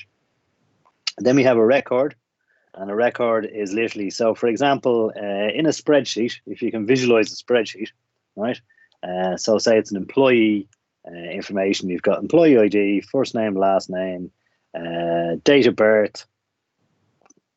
Just keep it simple, right? First name, last name, date of birth, and employee ID, right? So you've got columns, which are actually the fields, but a record is the row, okay?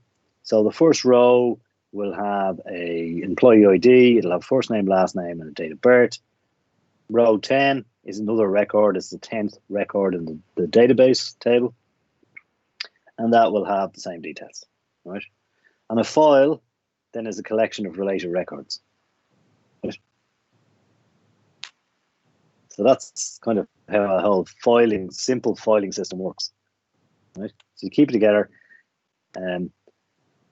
So, you know, you would have on your laptop, right? You would have system files belonging to a system directory, right? Documents, spreadsheets, PowerPoints, PDFs, whatever it is, user data is generally in your documents folder, right?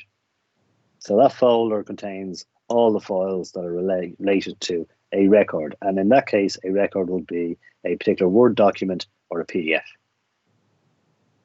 Make sense? Yeah. Yeah. Nice, Art. Because you all gone very quiet. It's amazing what the old recording does. Camera shy. I know about the cameras. Just actually, while I think of it, word of warning on the cameras, it's happened once or twice. If you have your camera turned on, right, and you speak, or you just happen to be the unfortunate that appears on the screen in front of me. At this stage, I can only see 9 of you, right? The problem is that it stays on you until the next person comes up. So just be conscious. You know, we've had one or two funnies. You've probably all seen the clip of the guy on, was it the BBC or Sky, where his kids came in. He was doing a piece in the news, and the kids bailed in. Walker. Yeah, I think it was something like that. So, you know, our cats coming in, or dogs, or whatever else. Just be conscious, right? You know,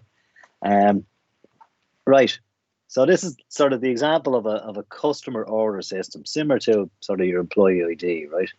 So if you've got a spreadsheet, right, it's only got one instance of it, right?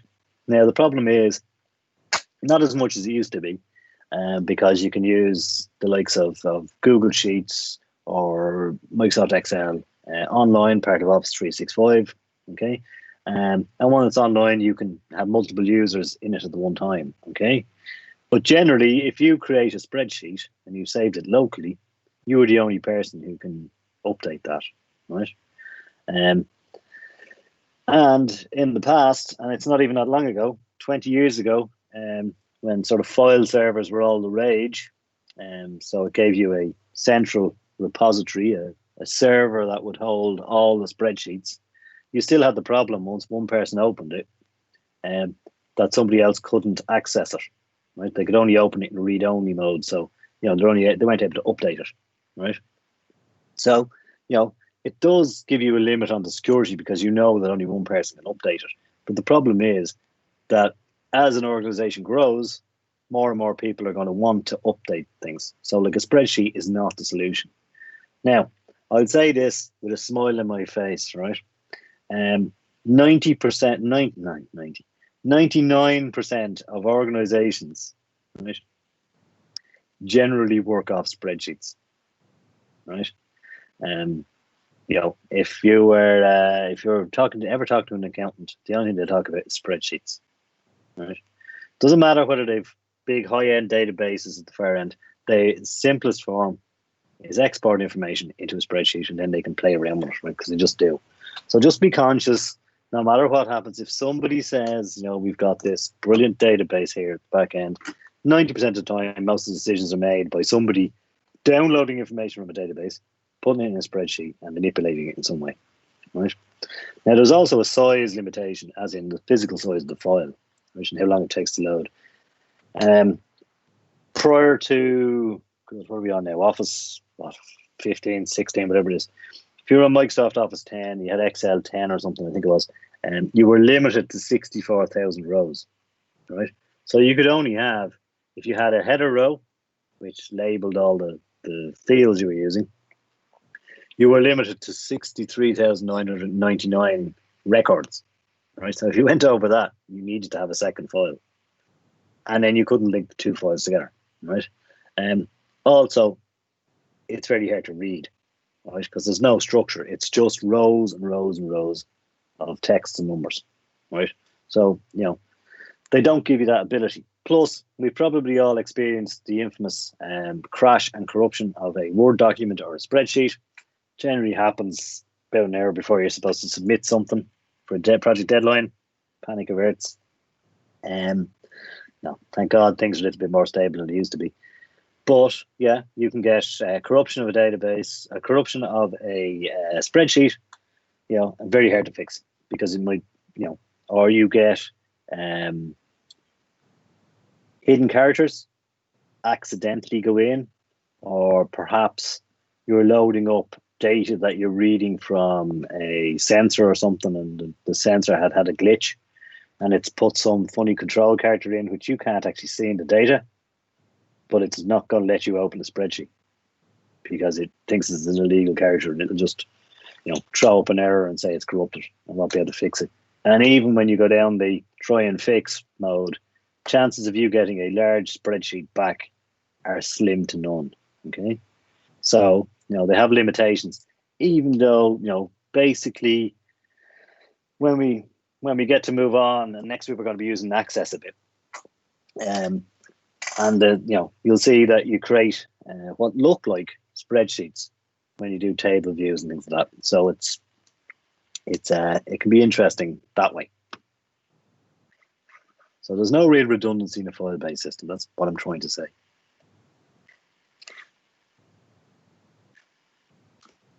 Right. So staying with the term of file-based systems, as I said, each department has its own file, and generally they would have some sort of an application specifically written for them, right? So, and it's not that long ago. So you would have a payroll system, which purely was used by the payroll department. You would have a finance system, which was purely used by the finance system. A sales system. They don't talk to each other, right? Because there's no requirement, because everybody is in a little silo and they don't have to worry about it, right?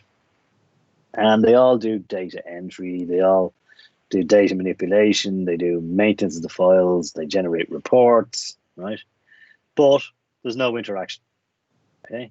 And God forbid, again, you're going to have an issue with storage. So where do you store it?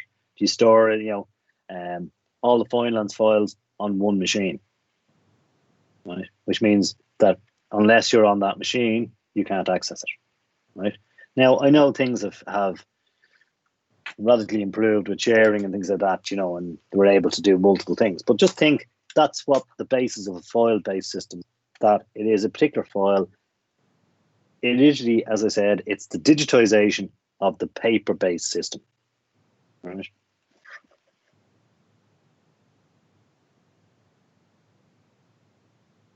So some of the limitations, it's very hard to separate or isolate out particular data, right? Because it's held either in one machine or it's held in one department. Nobody else has access to it. Data is duplicated.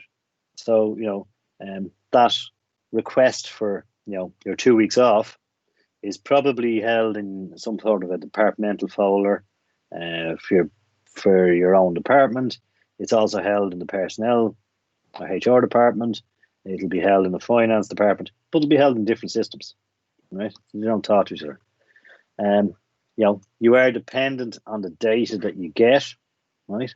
So you may not get all the data transferred across appropriately. Not as common as it used to be. We used to have quite a lot of fun with incompatible file formats. So if you were on a Mac and you saved a Pages file on a Mac, which is Pages being the Apple's version of Word, it was in the past not able to be read by Microsoft Word. PDFs weren't able to be read. PDFs, if you generated them in Word, they weren't able to be read by other PDF readers, right? And things like that, right? So, you can't, and the other thing is then you can't have like a query. So a query is like, a question, right? So, you put in Google or Bing or Yahoo, God forbid, or somebody's still using it. You've got your search engine, DuckDuckGo. I know you all love little things like that, right? You put in your keywords that you want to search on. That's a query, right? Now, the thing is, because all this information in a file-based approach is held in different systems and different places, and you put in a standard query, right? It's not going to find them all. You're going to have to do the query on each of the systems. Okay, so you don't have that overarching overview of everything.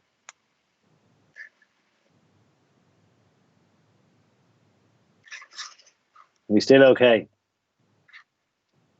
Anybody any questions so far? I think we're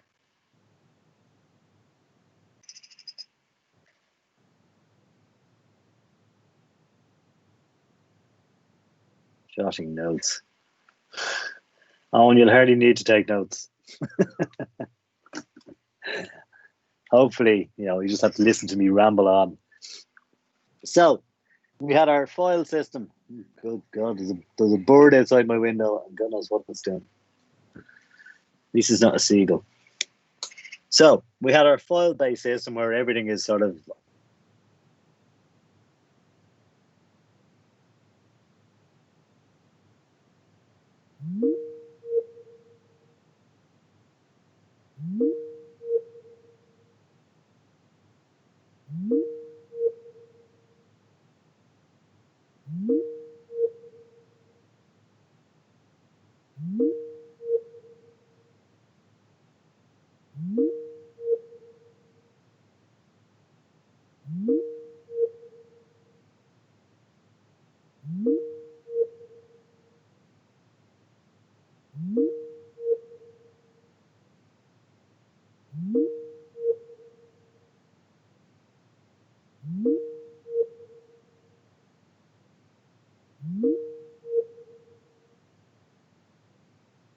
and I remember I used to do Saturday morning. Yeah, I had one class on Saturday morning in there, and Marks and Spencer would arrive with their truck to replenish the supplies, and because it was a refrigerated truck, the refrigerating unit above the cab was more or less level with the window. And once you parked up there for half an hour, you just couldn't hear yourself. What you tried to do, but anyway. So we have our file system, the old way of doing things, right? But now we have databases, right? Or DBs, as we call them, right? And it's literally defined as a coordinated or organized group of data, right? The data in them are known as facts, right? And they have an implicit meaning, okay? So what I mean by an implicit meaning is there is a specific use to that piece of data, right? So, for example, your name is split up into first name, last name, right? Okay. First name being a field, last name being a field, they have an implicit meaning. So we know what first name stands for. We know what to expect, we hope. Last name, we know what to expect. We have date of birth, whatever other information we know what goes into those slots. So we know that if I type a name in to first name, it's going to be a first name, right? And that's just the way it is. We know exactly what it is. Whereas in a file system, because humans are involved, you've got the problem where, you can put the first name in the last name, the first name, just out of pure confusion, right? So really, why we use a database is to keep track of things. So if you remember back to the file system, we had a holiday request, which was a particular form that you filled out, probably signed it, went to your manager, went to his manager, went to the payroll section, went to HR, went to so many different departments, right? But with a database, we can keep track of the whole thing, right? So we can say, that you want to apply for your 2 weeks holidays. You do it online. There's part of the HR system or the internal intranet of your organization. You fill in what dates you want. It gets forwarded onto your manager. They sign off on it, gets forwarded on, and so on.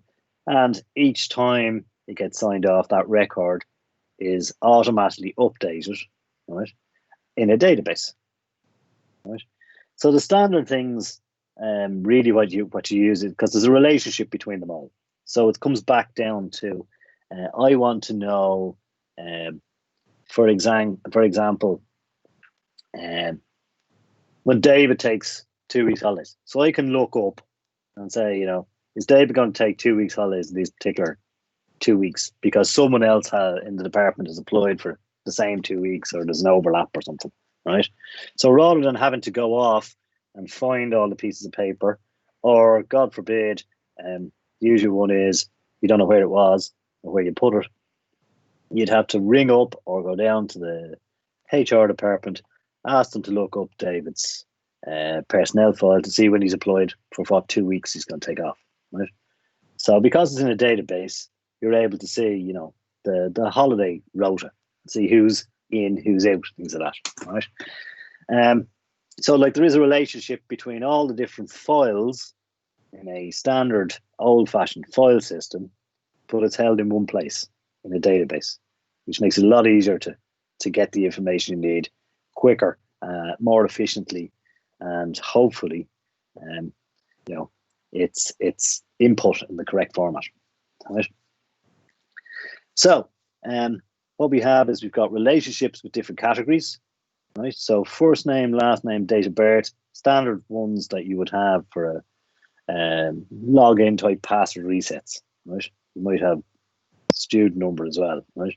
But they're all linked together. So, say for example, you want to reset a password and it goes, okay, so to reset password, I need your email address and your date of birth, right? So it'll go, the system itself will go off, it'll check, does this email exist? And if it does this email match the date of birth that I have for this person? And then it'll send you a link to reset a password. Simple enough stuff, right? So let's think of it in terms of the real world, right?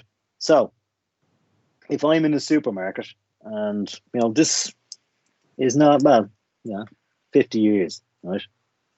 Max.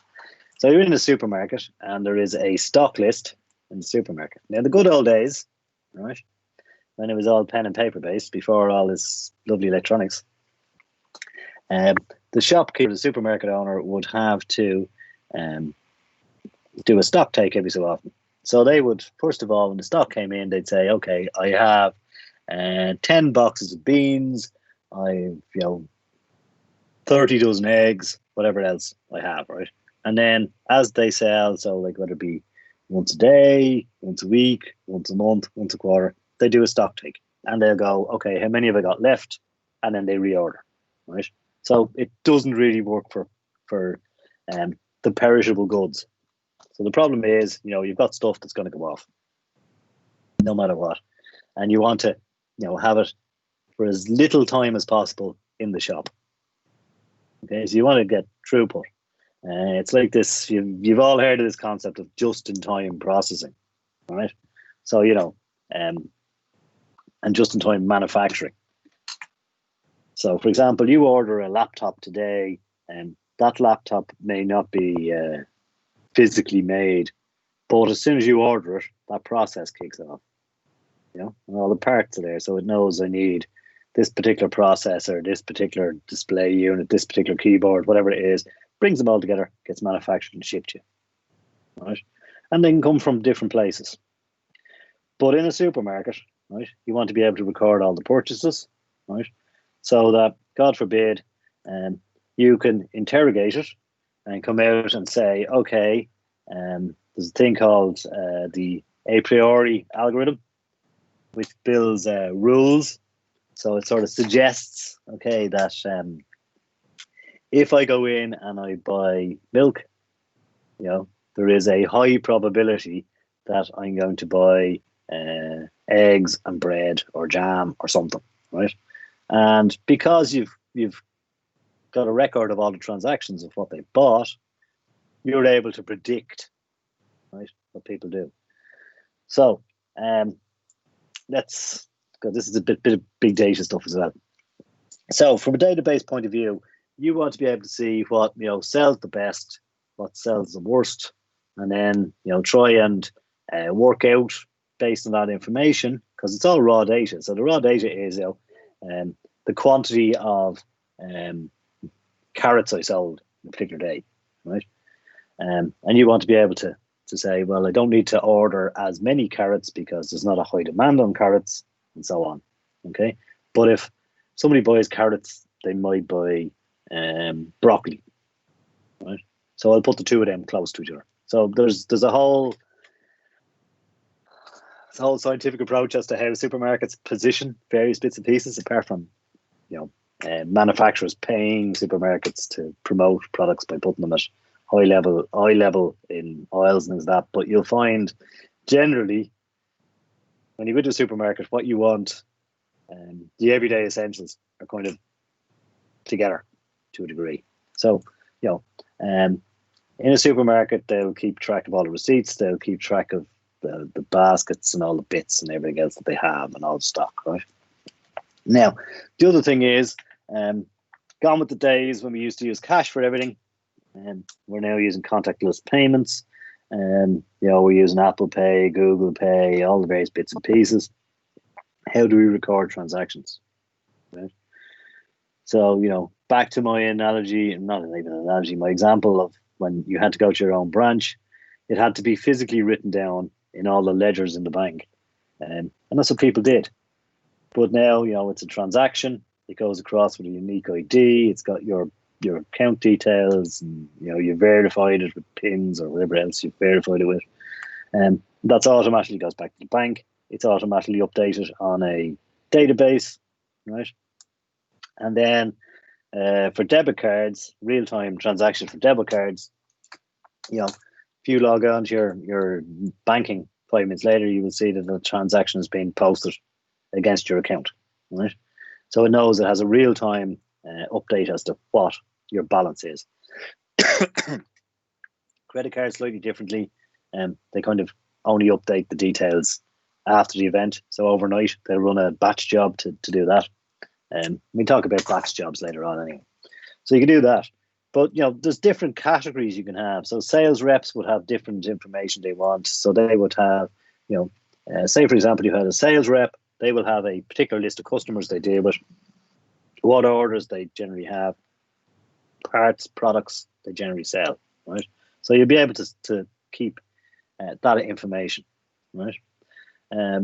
Also, when you book a holiday, it's going to keep all your details, what your booking is and everything else.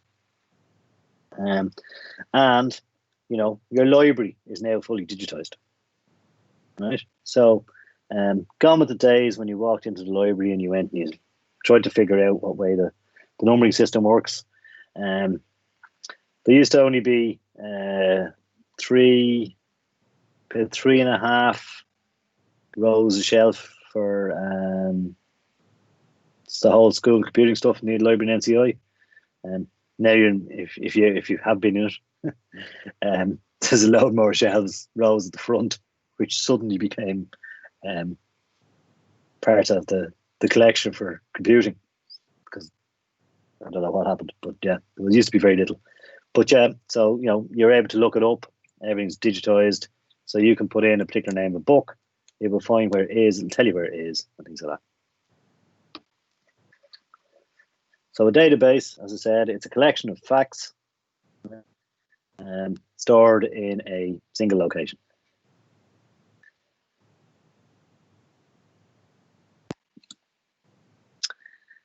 Right, we'll do another couple of slides and then we take a break. Right. So the whole idea and the concept of having a database, right, was because you had programs that had information embedded in them, right? So you wanted to order 10 boxes of a particular size or something, right?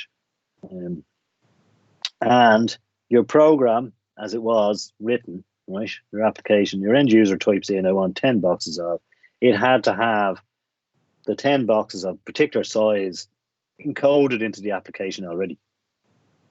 So if this particular box size didn't exist, you were going to get a 0 return, right? It wasn't going to find any. So you had to be able to independently query stuff outside of an application, right? So, when computer applications started off, the data was within the application itself, right? So unless someone had thought of all the particular answers that you could have got from a query, right, you just ended up with everything in the one place, right? And if it wasn't coded into it, you weren't going to get the answer out. Okay, so it was a bit like, if I didn't code in 2 + 2 = 4, right, and somebody in the application went 2 + 2, and it couldn't find 4, you weren't going to get an answer. So that's where this whole idea of the database came up, that you needed to be able to build an application that could go and pull information from various places. So coming back to that example of your 2 weeks holiday, right? You needed a database that holds all the information about you as an individual within an organization, and then it has the fact that you're able to pull that information by just doing one query, right?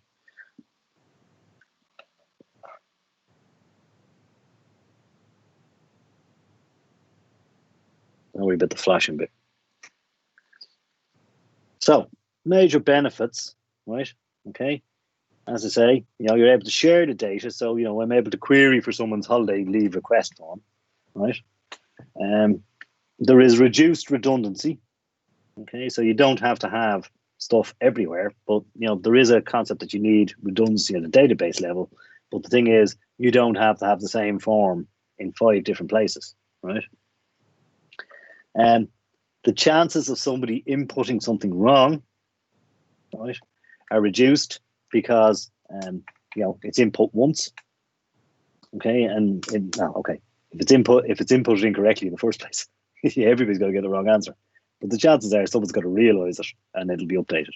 Whereas, if you've got 5 different file systems and somebody transcribes from the first one to the second one, a bit like Chinese whispers, right? It can come out completely different on the 5th form, right? They also give you this ability to do transactions. So transactions is where you list individual steps as you go, right? And it is replicating this whole concept of a ledger and a journal in the banking system, right? The concept of data integrity. So, you know, you can put in constraints in a database to say that this field is a date field. So it will only accept, right? Depending on how you specify it. Okay, so you can have like the date field as having the full lot. So it can have, allow 4 characters for a year, 2 characters for a month, 2 characters for a day. The max number you can input for a day is 31, right? The max you can input in the months is 12, right? You can't put a 0 in, this sort of stuff. So, you know, it checks. You can build in those checks so that, you know, people can't put in wrong data, right? Also, it's more secure because you can restrict access at a very granular level on a database as to who can interact with the information or can update it, right? Also, then there's standards, right? The whole computer industry is built off standards. So standards to do with interoperability, which means, you know, I can sit here on a Mac and I can create a file that you can look at on a Chromebook, you can look at on a Windows 10 machine, you know, a Unix, Linux box. There's a standard, everything's encoded in a particular way, right? And, you know, if you have conflicting requirements. So say, for example, back to my example of this 2-week holiday. Probably make everybody want to have a 2-week holiday at this stage. But there may be one format of the form that goes in your own section. There's another format that goes in the payroll system, another format that you need for the HR system, right? But the thing is that you can get all those requirements, you know, and give people the same form, okay? But it's just where it populates the data into which field. It makes it a lot easier, more straightforward.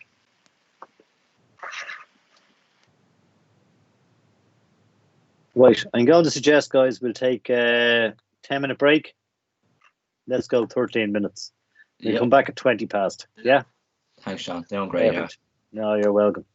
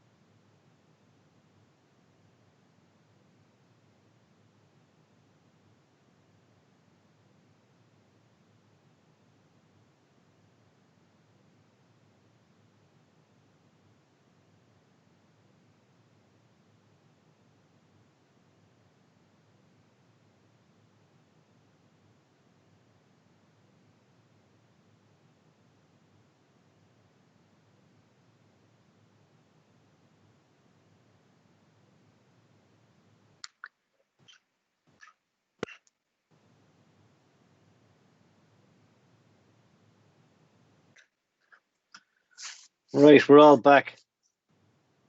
Everybody hear me? Hopefully you can. Any questions so far? Again, I apologise. First week, as always, just listen to me ramble on.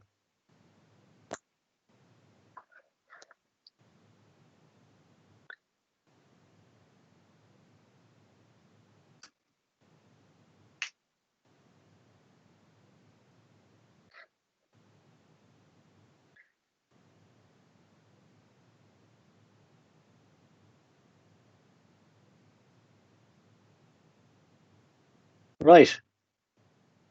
So kind of, the next stage of where we are with databases, right? So there's a logical sequence to how everything is entered into a database, right? And you always have to supply some sort of a description as to what the data stands for. So we'll see, there's a thing called a database schema. And the database schema is what tells you literally what the fields are and what different tables are. So there's fields, tables, databases, and what goes into what, why it goes into a particular place, how it's linked to other fields and other tables so that you're able to pull information, right? So it's like a data dictionary, this idea of what the field F name stands for. So, when you start using it, you're going to come across some of the shortcuts. So F name generally in a database stands for first name, L name, last name, or S name for surname. DOB will be date of birth.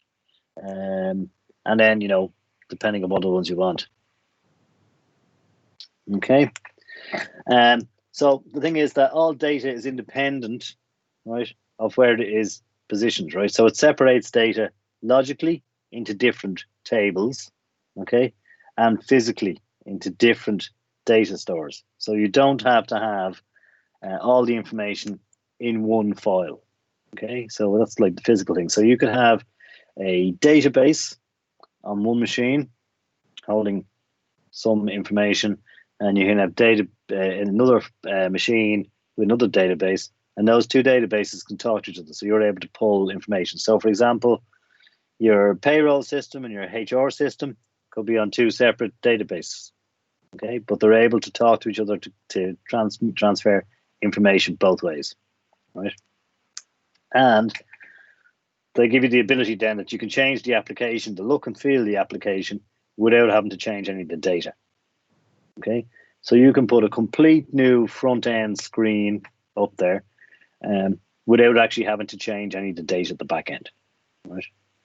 Or you can change the data at the back end, which doesn't have any effect, which won't have an effect on the front end, right? So you can change where it's stored, but the front end still looks the same. So you're on a web page, and you've got input fields in a form on a web page for your first name and your last name and your date of birth. It doesn't matter where they're stored at the back end. You can move them around to different databases. All you do is you just change the database connections. Okay, so it gives you redundancy. It gives you the ability to have data in multiple places for security, for resilience, things like that.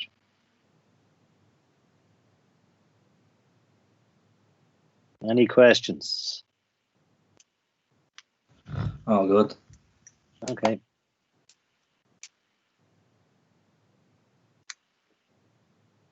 Just 1 second. Our lab assistants are having fun trying to get in.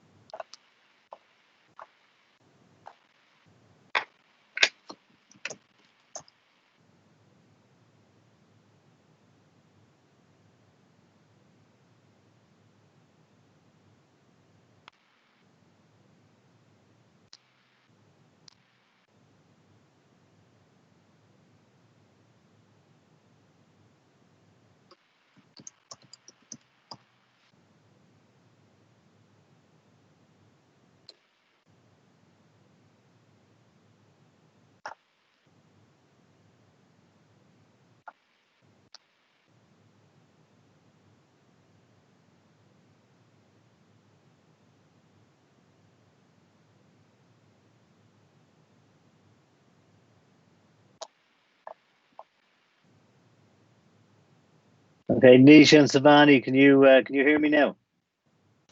Yes, John, I can hear you. Brilliant. I don't know what. Yes, me too. God Yeah. forbid, but Okay. IT will sort it out. I think it's just that they probably haven't got thank to you. process the file of all the lab assistants. Anyway, you're very welcome. Yeah, Just thank to let you know, what we're just back from another break. I like taking breaks. So we're literally just doing the introduction bit today. There's a bit of a practical involved, which hopefully we get to shortly in installing SQL Server Workbench, and then some questions to follow up on the introduction we did through the slides. So that's what we're up to. So you're very welcome. Right. Where was I? Sorry about that, ladies and gentlemen. Thank you. No, it's not a problem. Thank you. You're welcome. Right. So, I think we're okay with the concept of a database at this stage. Right. So it is, a centralized repository for files, for records, holding implicit information. So things like your name, your date of birth, address, whatever else it is, be it at an individual level or a customer level, things like that. Right. And now we're moving on to how we actually control, create, connect to, interact with a database. So to do that, we use database management systems, DBMSs, right? And it is what lets you as the user interact with the database, right? So you're able to define databases, you have to create them, maintain them, control whatever access, at a logical or a physical level you can get to, right? And a database application program is what uses SQL statements, structured query language statements, to interact with the database. So it's able to, select all employees from employee table where first name equals John, right? And that will bring back a list of everybody with a first name of John that's on the database, right? Or you might have in a finance system, you could have select from whatever the finance table, say creditors as a creditors database data table. Select from creditors where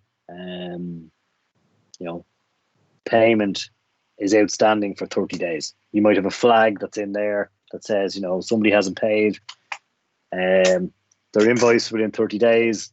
It'll put an entry in it, so it'll highlight those individual people or organizations that haven't paid their bill yet. So you're able to chase after them, right? So that's what a database management system is. So, you've got your servers, your database servers. They can be either physically on your premise, as in your building, or they can be in head office and you're in a remote office, or in this case, our servers are all held in HEAnet, right, in a data center. So NCI doesn't have any physical servers in the college, right, apart from training ones we have, okay, for demonstration purposes. But everything is held. It's like being in the cloud, right? So you've all hopefully heard of the cloud, that lovely bit where you don't worry what it does. Someone else looks after it. You just have to connect to it, right? And then we have our database management system, which controls all the structured queries that go across. So as an example here, you have your payroll. Staff member is able to interrogate the payroll functions within the details and records within the central database. Your customer service advisor is able to find out who you are, what interaction you've had over the last while with them. And sales then are able to go and sell stuff.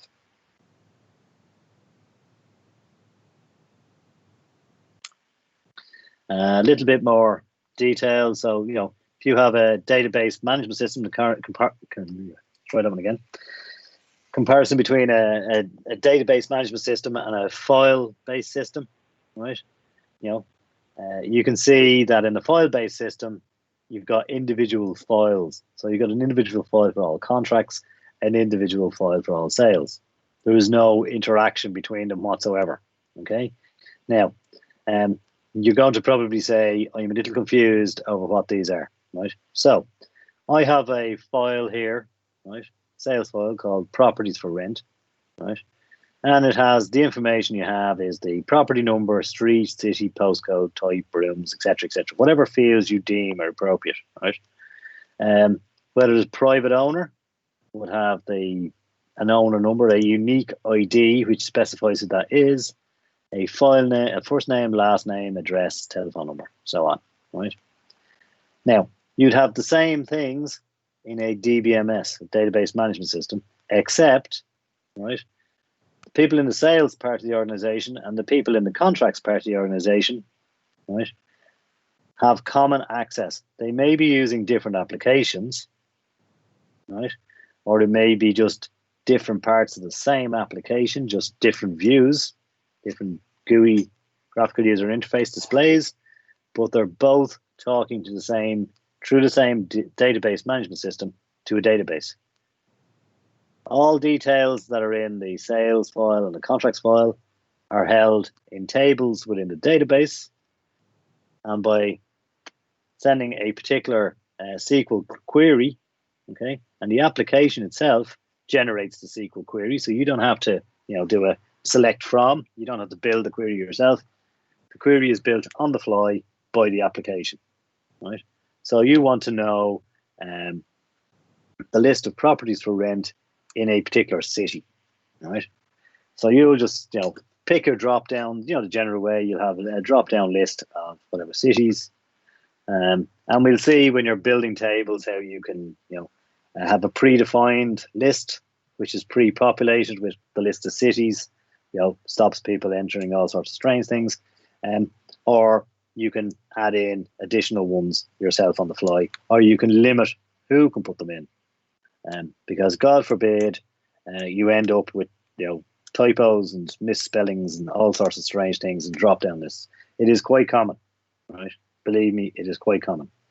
I did a piece of work for the Royal College of Physicians, right? So these, medical consultants, right? And they have specialties, not specialities. If you ever get to talk to one, you say speciality, they look at you as if you have 4 heads, right? They have specialties, right? So, for example, there's a gynecologist, right? Now, in their original system, they were doing a whole digital transformation of the whole organization. And when you looked at the drop down as to what you were able to pick, right, as your specialty, you could actually type in what it was, right? God forbid you couldn't spell or you're a bit clumsy with the typing, right? They had, I think, 140 specialties were listed, right? But there was over 1,000 entries in that record records for that particular field for specialty, and it just turned out that they were typos, right? So just when we come down to that, I'll go into it in more detail, but just be conscious that if you give yourself the ability, or you give end users the ability to add additional information in that you're using for queries, sometimes you might not get it back. So, for example, I know we all have great fun nowadays with air codes and postcodes, right? So you'll find people may have put in, Dublin 1 with no space. There could be a Dublin space 1. There could be a Dublin space 1. And depending on whether you capitalize the D in Dublin or not, that's another record. They're all unique. So what do you query, right? You want to do a select for all properties for rent in Dublin 1. Which one do you pick? Okay, you pick the one that looks right. It may not get all the properties. Okay, so just be conscious. Again, when we get to do the SQL bits and building tables and stuff like that, you'll see how it sort of works out in the end. Any questions so far? Are we all good? We all still awake? Somehow, yeah. Again, I apologise. Right. So a couple of other new terms to you, right? So we have SQL, Structured Query Language. We have a Database Management System, DBMS. And then we have a thing called a Data Definition Language, DDL. right? And it is what it is how you describe what the data is. Okay, so it is the same thing as a dictionary, right? It tells you, you know, what the relationships are between particular attributes or entities. These are entries within a database, right? Any integrity checks, so, you know, checking that a date is entered in the correct format, that a numeric field can only get numbers in it, the usual bits and pieces, and any security constraints. So, you know, if you're stopping people updating a particular field, right? And they're all stored within this data definition language, right? And then we have the DML, which is a data manipulation language, right? And it is in general inquiries. So if it's a facility for data, right? It gives you the operations. So, you know, you're able to add, remove, post, get, delete, update, standard, structured query language type commands. So, you know, you can remove records, you can update records, you can update a particular field within a record. You know, you post as in you insert. And, you know, when we get down to doing the bit of SQL, you'll see that, you know, as I said, there's probably about 20 commands in SQL that you're ever going to use. And it's just a matter of building from a very basic level. You can get a very complex query, right? But you're still only using a certain number of keywords that you're going to use. Right. So what are the benefits, right? So, you know, you've got better security, you've got integrity. Integrity is an example of DDL SQL, an example of DDL SQL. Workbench is more the database management system. It's how you interact with it. Within that, you're able to build in the DDL and the DML ready. So you can put constraints on particular fields as you build out a database. So within the workbench, MySQLWorkbench, you're able to control who has access, what they can do, you know, whether you only accept numerics in the numeric field and so on. All right. So yeah, you've got additional security, integrity, you know, concurrency of the control system, right? So, you know, multiple people can talk to a database at one time. In the good old days of spreadsheets, unless you were the person using it, you couldn't, right? Excuse me. You were able to recover systems, right? So God forbid your database gets corrupted, you can roll back transactions, replay them. You can actually restore a complete database at a particular point in time, replay transactions up until the time where it fell over, which sometimes is quite handy. So, you know, it's resilient, and you're able to give users a catalog that they can look up, right? So, you know, you give them a list that there's these fields in the database that you can use, right? So you're able to, when you're generating a business requirements document, you can say, okay, I want to build this new interface for the sales system. You know, we can give you a catalog which says, okay, these fields, these tables are available for you to use. These are the constraints on them. This is security on them. Once you stay within those defined limits, you know, you're able to build a user interface. So there's more control. The main thing about a database is, you know, its resilience and the fact that it is multi-user. Okay. So the next thing is, how do you actually view the information that you have in a database? Because, you know, it's a database. Okay. So that's where we use views, right? So you're sitting at your PC and you're using whatever application you want to use. Right, it goes through a database application, it parses that, sends it through the DBMS, queries the data, whatever data you've requested is pushed back and you get the GUI, right? The advantages of using views is that you only get back what you want, right? You don't get any superfluous information, any information that's not relevant. You know, if you only want to get back first name, last name, and a date of birth, then that's what you request. That's what you get back, right?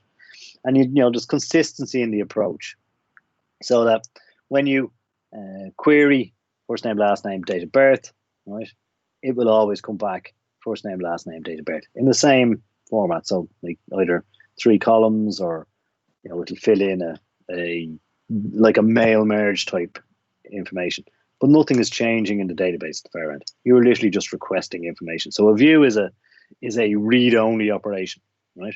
So you're only literally looking at what's captured at the database, right? You're not changing anything. Right. Now, any questions so far? I'm conscious I'm doing a lot of talking. Just absorbing all the information in. Grand. Absorb away. Right. So what have we got? The different components within a database management system. So we have hardware. So hardware is generally servers, desktops, the interconnectivity, the internet, broadband, whatever else it is, right? Okay, it doesn't matter. You're a sponge. Right, I won't do any SpongeBob SquarePants type stuff then. Sometimes I do. Anyway, so your hardware is literally anything. So it's laptop, Chromebook, MacBook, you know, whatever else it is. It's connected somehow, be it through Wi-Fi or physically by a cable, to a server, and you've got an application sitting on it that's able to connect to the database and pull information back, right? So purely the hardware.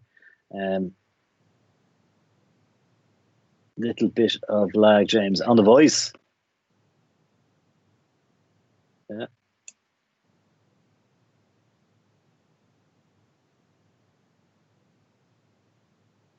It's interesting. Once I'm not echoing, you're okay. Probably is my Wi-Fi, yeah. Yeah, at least it's not raining. That's a good sign. Yes. So since you're doing online lectures, does the college have to pay your internet bill as a benefit in kind? No. Anyway, it's much better doing it from home than it is in the college. At least you get somewhere with a window. There's 1 or 2 of the online lecturing rooms that don't have windows in the college, and it can be quite claustrophobic at times. Anyway, so we've got hardware, which is the machine level, the physical bits and pieces, right? And then we have the software, right? So the database management system, the operating system, whether it's a Windows machine, a Linux machine, a Unix machine, any network software you have, so firewalls, routers, all that sort of stuff, and then any application programs, right? And then we have the data, you know, which is referred to as the schema, right? And it is the structure within which the database sits, right? So we go back to our example of the property management system, right? This one, if I go back to back 3 actually. No, oh, where was I? Where's my? Good God, I'm going back too far. Right. Okay. So remember we had a contract file and a sales file, right? In a file system, they're independent. At a database level, when you're using a database, there are only 4 files, right? So we have properties for rent is a table, private owner is another table, client is a table, and lease is a table. And anything in the brackets are the fields that are in each of them, right? So if you just remember those bits.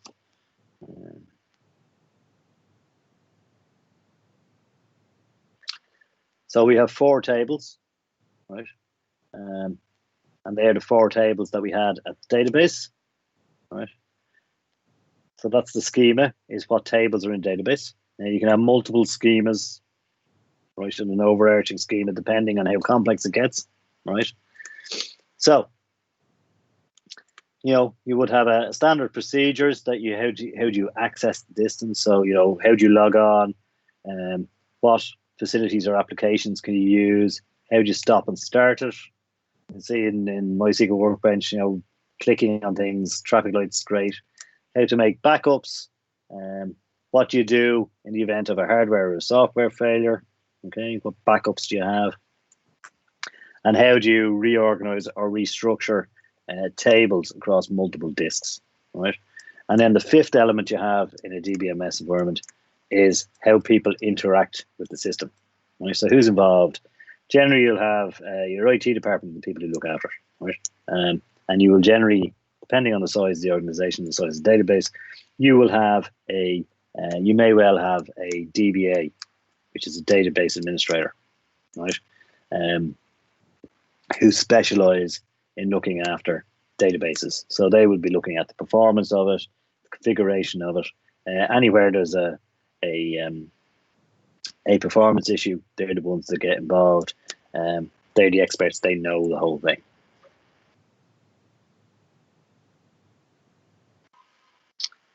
Now, right. Any questions so far? Let's see how many slides we have left. That's a good question.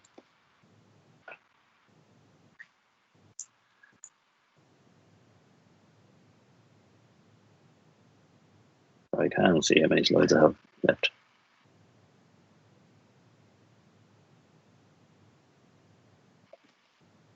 So everybody's happy enough with what we have so far? Just about, yeah. I know it's tough. This morning is tough. A good few more. Let's see here. Oh God.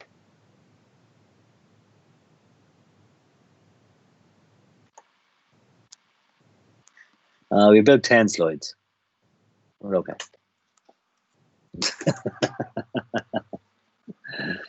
Right. Okay. So an example of how a database system is developed, right? So this would be classified as an enterprise class database system. Enterprise as in the whole organization uses it, right? Now the people who build these, SQL Server, which is a product of Microsoft, Oracle, this is Oracle, MySQL, which were bought by Oracle. MySQL used to be free, still is free, but it is a version of Oracle. It's gone mad with the grips now. Then we've got the NoSQL ones, which we use for big data applications, right? The Hadoops and the Sparks and things like that. But generally, database at an enterprise level, you'll see Microsoft, Oracle, you may see IBM, Infosys, Progress, things like that. But they're all generally the majority of ones you're going to see are, if it's business related, it's got to be either a Microsoft SQL Server or an Oracle SQL Server as well. Okay. You can have an application that works purely with Java code, the one that can run with C#, any of the C programs, or then you can just purely have an ASP.NET or HTML one, so like browser type applications, right? And all it does is the data's there. It uses the database management system within this, has its own hooks into the database, creates its own schemas, and depending on what you do is it translates that code into structural queries that are able to pull information back from databases. That's all in this is trying to show you, right? And in this case we've got 4 different databases, right? And the symbol for database is like a can, 3D can, right? 3D cylinder. That's all it is. So when you're drawing database schemas, 3D cylinder shape is the one you need.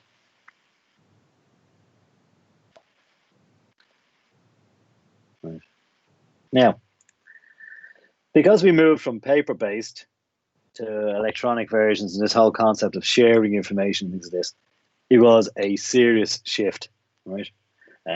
From people sitting there, writing out records, transactions, to people hard coding what results they could get back from a particular query within an application, to the fact that you can build your own query on the fly and get the information, provided you have access to the right data schema. So from the data dictionary what fields are there, what tables are there, you're able to build a query, right?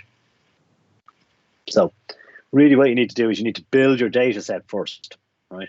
Decide what fields you need, what tables you need, whether you need a singular database, multiple databases linked to each other, and so on. So, it all comes around to think about how you design the data first, and then what sort of uses you're going to have of the data, what sort of queries you can, okay? And if it's poorly designed, it's going to be very slow, right, to start with, okay? Because it's going to come back with a lot of rubbish for you. And also, it's apart from being slow, it's going to give you incorrect information. So that example I had about postcodes, right? If you have the ability for the end user on the system to input postcodes, right, and they can type in whatever they want. Yeah, James, data dictionary. It's literally what every field is, what it accepts, and the sizes of it. So it's 16 characters long. It only accepts numeric, so 0 to 9 numeric numbers. If it's a date field, it'll only accept max between 1 and 31 as an entry for a day, 1 and 12 for a month, and so on, things like that. And who can update and who can't.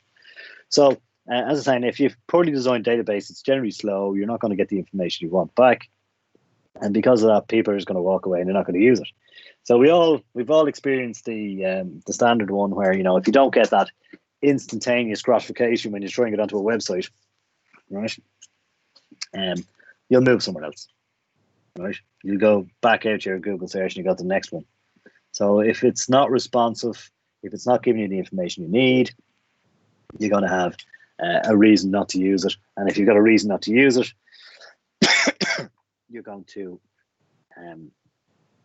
not use it in the first place. And then it's just redundant. And people go back to their old ways of doing things in spreadsheets and pieces of paper, right?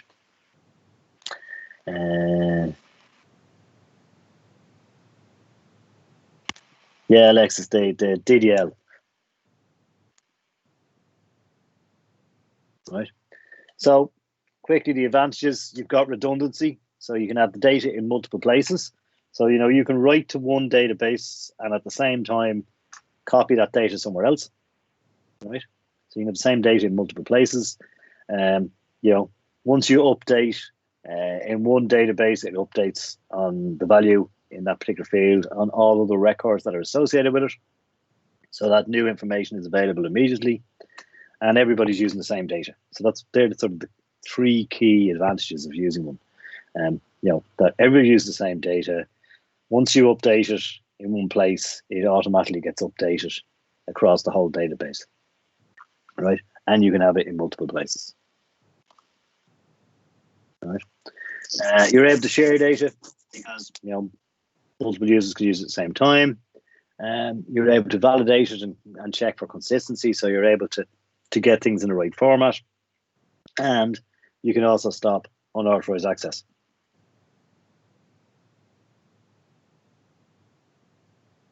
I would never in my real life expect you to know all of these, but they're kind of common sense ones, right? Because data is independent, it means that you can make changes to the application without changing the underlying data set. Okay, this whole idea of concurrency is multiple users, right, using the system. So in the good old days, you had one spreadsheet, only that person could use it. Then we only got clever, and you're able to have, with Microsoft Access, you could have a multi-user input into it, but you had to set it up that way in the first place. Whereas a database, by its very nature, right, you can update it. Now, one caveat in that, if two people try and update the same record at the same time with different values, depending on how you've set up the database, you're not guaranteed it's going to work, right? Because you'll end up with record locks. So again, when it comes down to the planning of how you set up your database, you have to be conscious of the fact that, two people could theoretically be trying to update the same bit of information. And as I said, backup and recovery, because they hold transaction logs, you're able to replay every transaction that goes on the data set, right? So any updates, deletes, moves, whatever you do, okay, there is a log, and you're able to restore back to a point in time, and then you can replay the log and build up transaction by transaction. So if you had a database that got corrupted at a particular point in time, right, depending on how often you're creating your logs, and again, it depends on what environment you're in, and if there's any regulatory requirements. So like banking industry, there's lots of regulatory requirements. You have to get back to a particular point in time, as close to near as real time as you can. You'd replay logs up to that transaction, and then you can find what transaction killed it, and you can see, is there something in that transaction that's causing it? Is it a data integrity check that's failing or something like that? But as I said, if you design your database correctly in the first place, you're going to find that it's much easier to change as you go along, rather than having to redesign from scratch. Right. Some of the disadvantages: it can get quite complex. Hence, the bigger and the more enterprise level an application is, and the size of it, there can be lots of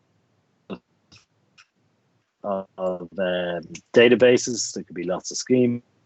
For MySQL, not for MySQL, for Microsoft SQL and Oracle are quite expensive, right?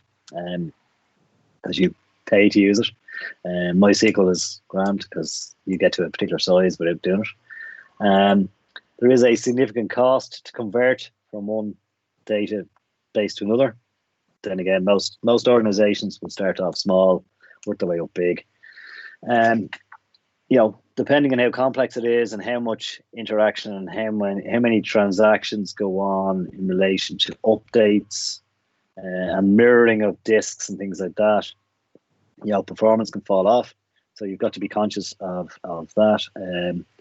Again, sometimes it depends on, you might, and I have come across, you get a badly phrased SQL query, quite a large query, that just takes an eternity to run, right?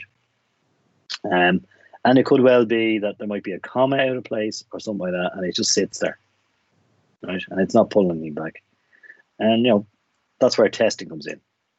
So generally, you don't need to have the super duper supercomputer up in the cloud running your database, right? If you've got clean SQL code and you're pulling back what information you need relatively quickly, right?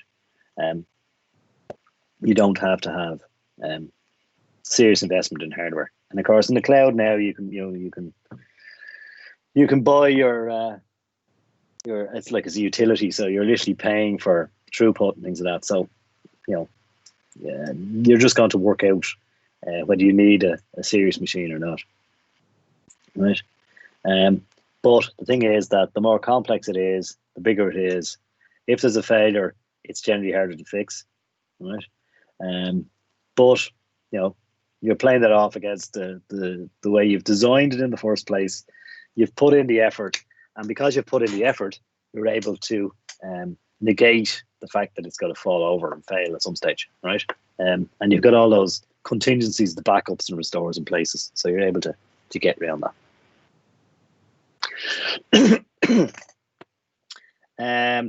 Quickly, I think when we started off, I quickly went over the whole concept of databases. So, like from the Apollo moon landings, right?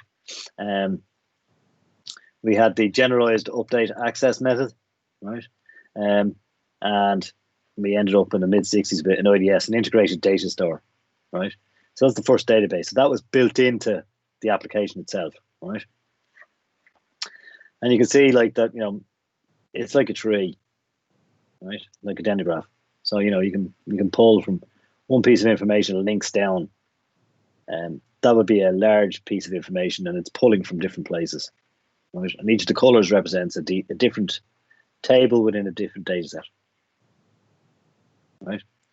IBM in the 70s, their DB2, right? And this came out with 12 rules, which you don't have to worry about. But it was the forerunner of structured query language. So the idea that you're able to literally type in plain English and get an information back, right? Nearly there, right? So, once we got through the first versions of Oracle and the DB2, we ended up with object relational. So Postgres, SQL, DB4, it was DB3 before that. New SQL never really took off. It was this concept of being able to write in plain English and get a question back, right? But really, everything still resorts back to SQL, right? Structured query language. Postgres is just the one where you can drag and drop stuff, right? DB4, it's similar enough. They're just objects, and you're able to point at a particular object to update it. So like you would in Java programming, right? So, the sort of careers people get by knowing loads about SQL servers. You can be a database administrator, right? Or a data administrator, or a senior database administrator. And in the past, people used to pay ridiculously large salaries for some of these people. Not as much so. Senior DBAs at one stage were getting over 100,000 euros a year, because it was one of those things they just needed to know. So it was nice to have that at that stage. But again, if it went wrong, it's quite tricky, right? Excuse me. You can be an application developer. So you just, as an application developer, you need to know how databases work so that you can develop your application to talk to the database. And then you got your end users, right? So, I just want to be able to tell that example, the property rental company, of what properties are available for rent in Dublin 1, right? I don't really need to know how the database functions, but I need to know how to use the interface to get that information out of it, right? Now, any questions so far? Seems good. That's good. Right. Okay, so structured query language, the exciting bit, right? Often pronounced SQL. I don't know why. It is the language that's used for all queries. And then there is a DBMS, which is a standard which bears relational database management systems. So anything that has multiple tables relate to each other, right? It also supplies the syntax or the semantics for data definition and manipulation. Defines data structures, and it means that you can port a particular database definition from one database one database product to another database product, which means you can grow it, right? So you can start off with MySQL, build, get to a particular level, and then go, right, my organization needs a much bigger database, so I'm going to go out and I'm going to pay Oracle an exorbitant amount of money, or I'm going to pay Microsoft an exorbitant amount of money so that they will give me licenses to use this. And as you go up to the likes of the Oracles and the Microsofts, you get far more performant SQL servers. So like the performance of them, the redundancy, the capabilities, the amount of transactions it can handle per second increase significantly compared to your MySQL, which is your out of the box free software, right? So the main thing behind a standardized language like SQL is that you only have to learn it once, right? All the databases use SQL. There may be some differences in how you might parameterize certain things, but generally the SQL, the standard command is the same. It makes you a lot more productive, right? Your application can go and point at any database. It means it lasts longer. Oh, and why does the slide say standardized? Yeah, relational language, right? So, you know, because SQL, the relational databases are where there's multiple tables and they relate to each other. Okay, so you would not hold all information on an individual in an organization in one table, okay, in one file. You may have their employee ID is unique to a person in an organization. You will have their name, date of birth, address, sort of personal detail bits, possibly in one file or table. And then you will have, you know, their payroll information in another one. And you could have, you know, their holiday stuff in another one. And they're all related to each other because there's a constant key across them all. And the key that you're going to relate on is the employee ID, right? So, you know, you want to, you know, for Joe Blogs as an employee, and you want to look up his holiday entitlement, right? How many days he has left. Okay, so you might want to get, based off his employee ID, you'll enter that in, and you'll want to get his name and date of birth, just so you're sure that's the right person. And then you want, so you get that from one table, and then using the employee ID, it'll link across to the holiday entitlement table, which will give you the count. Right, so there's multiple tables talking to each other. So that's where, like, there's a relationship, and we'll see as we progress on about, you know, primary keys and foreign keys and things like that, how tables interact with each other. And when it comes to update, you update in one place and it uses the keys to update the other appropriate tables. So there's a bit of design in that. So that's where the relational language comes in, right? You know, so select star from a database and a name. So database 1, employee, where database 2, employee ID equals something. So when we get to build our SQL commands, you'll see where it gets much more different.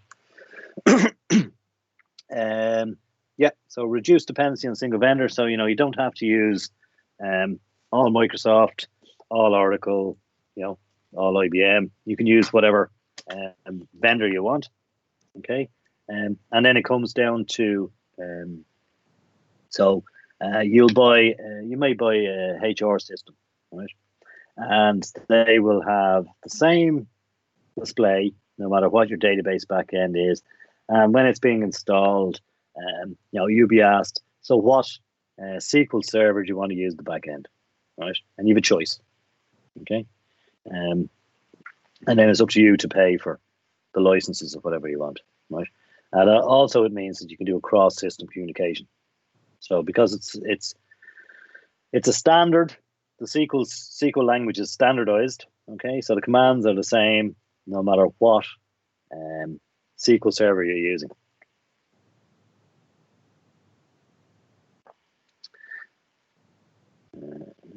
I won't go through that. Okay. So on a single database, you've got a single schema, right? Not necessarily so. You may have multiple ones, but don't worry about it. Think at this stage you've got a single schema, right? And the schema is literally the structure, how it is, what the tables are, what views are there, what constraints, whether you can update, delete, whatever it is, who has access, right? But that goes into a whole catalog, and the catalog can have multiple schemas, right? Your data definition language is what commands that define the database. So how do you create, alter, drop tables, right? Dropping tables means deleting them, right? How do you set constraints? You know, how do you limit people being able to put only numbers in a numeric field and so on? The data manipulation language, DML, is how you maintain or query the database, and your data control language is how you control everything.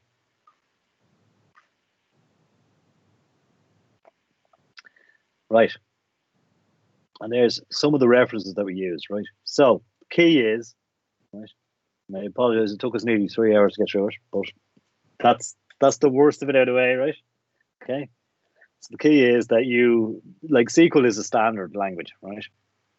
And then all the other things we're going to look, all the modeling and the techniques that we're going to use, they're all going to be built along SQL lines, right? So we're going to use MySQL as our database. In fact, Microsoft Access has a SQL editor in it as well, so you can do SQL queries in that, apart from drag and drop, the standard ways of getting information.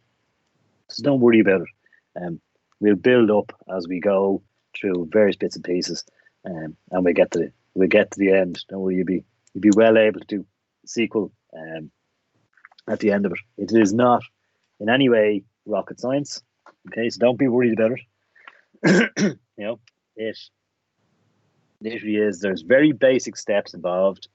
Once we get the basic steps sorted, then it's only a matter of how complex you want the SQL to be.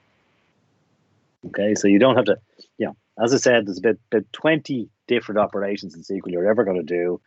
The only complexity is the complexity of how the database is set up, right? As to what tables are where, and what constraints, what keys, things like that. So you're only going to be creating, updating, deleting, setting up constraints, things like that. They're just standard things that you do all the time in SQL, right?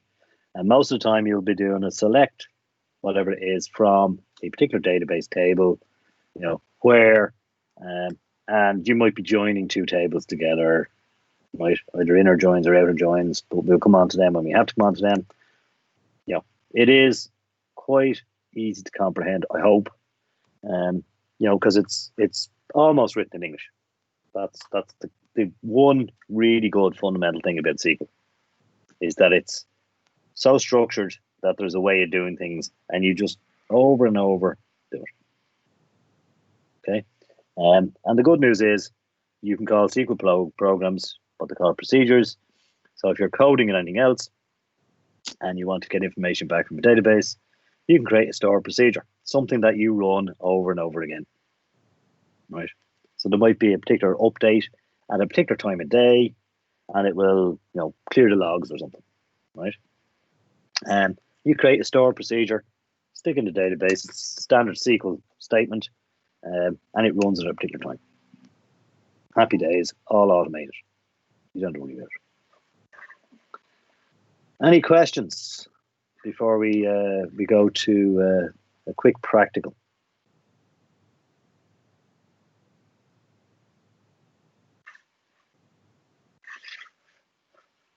You're all wishing you didn't pick this as a module now, I'd say. I hope not. Right.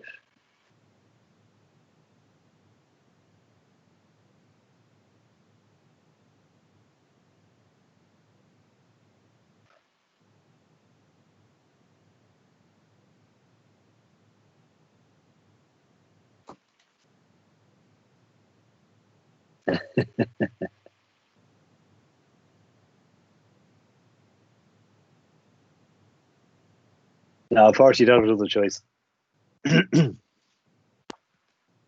Sometimes you do and sometimes you don't. Right. Where am I?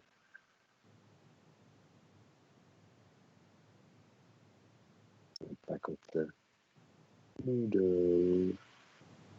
Right. So, as part of the lab today, we're going to download SQL Workbench and we're going to install it. Now, these are just purely links to where you get it. Okay. Depending on which one you want. Right. That's a nice quick one to get on, but it does pull information back all over the place. If you are using this, there's a different one for there's a different one for Mac. Is there anybody using a Mac?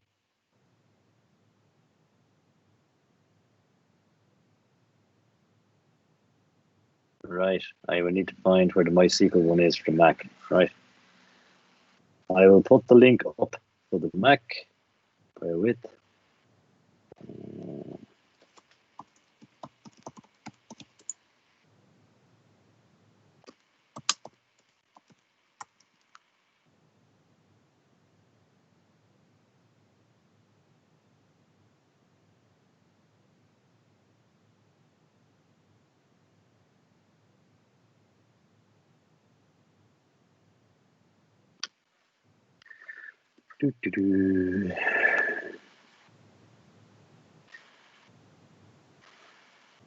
Oh, I just love that. Right, there we go. Right. I will put up a link for the Mac.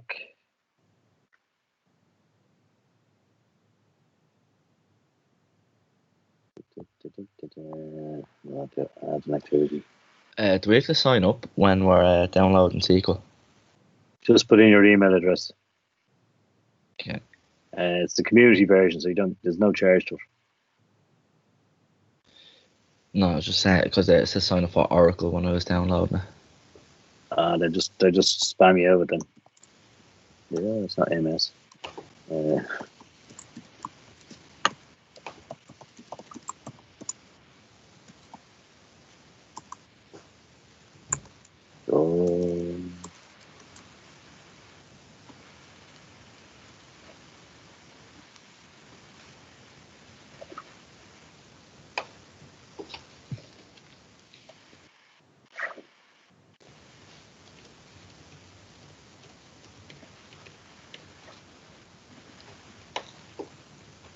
It looks a lot neater.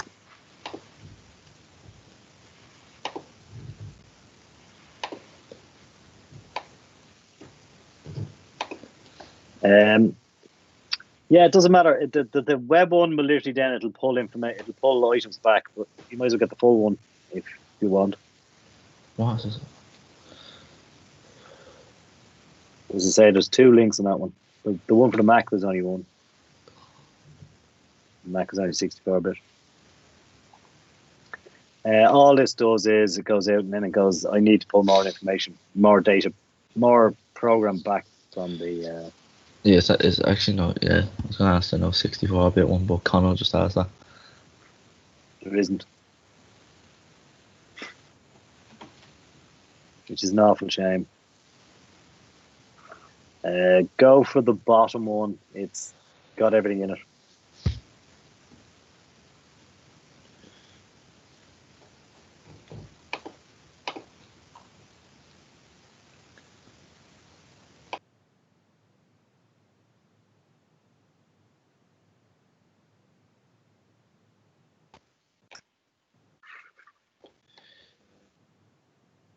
Yeah, you just skip it. Fred said that there. Yeah.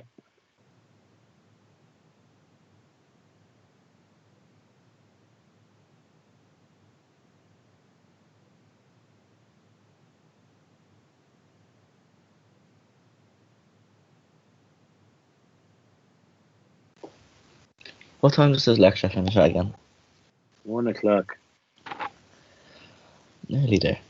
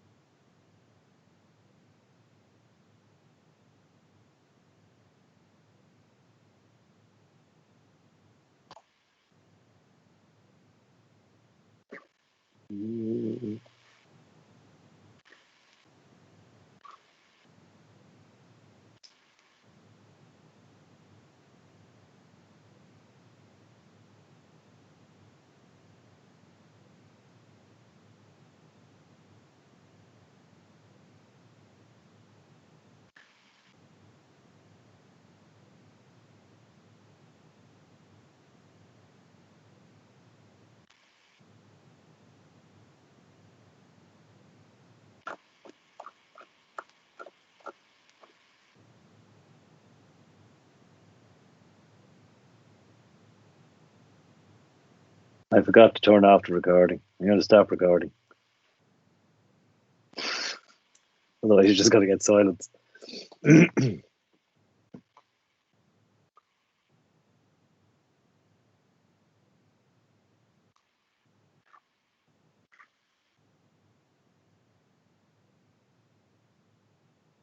Thanks, Nishi. Yeah, developer default is the one you need.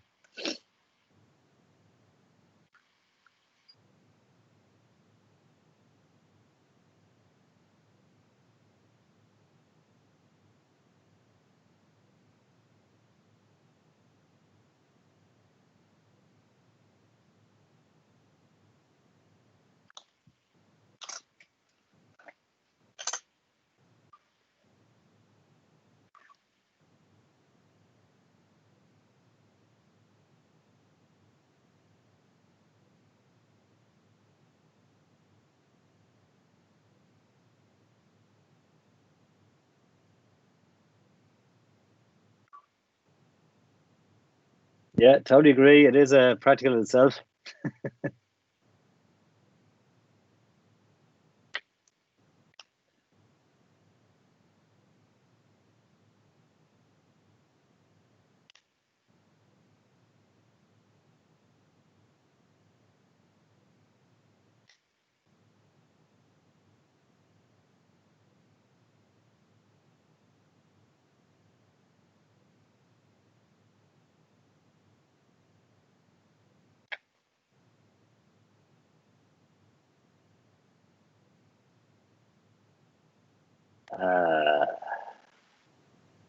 Josh, I think it might be the version of Java that you have.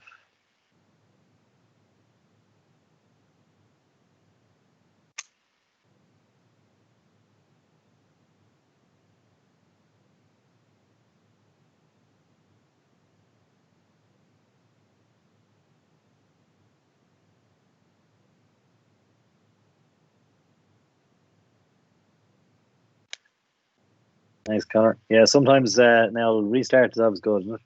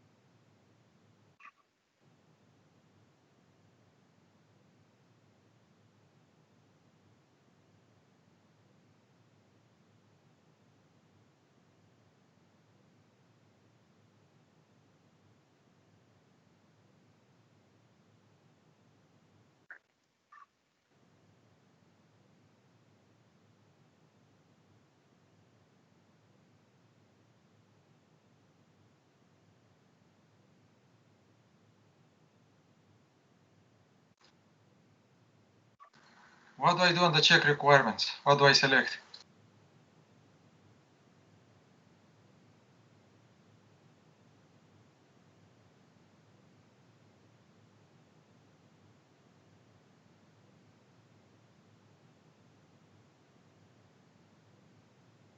Try just execute on it.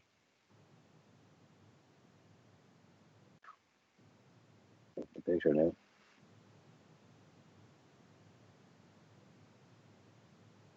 Yeah, just put any password in there. Kind of.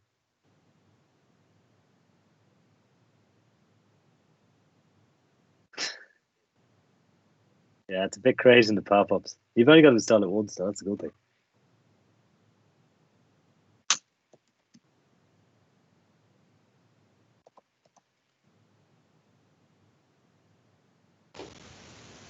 We could have spent the whole hour lecture doing this. What's the username and password for? It's just for security on it. Yeah, but it's not giving me an option for, like, do I put my student name or? No. Default's going to be root, right? So it should be just looking for a password. You can put any password you want in.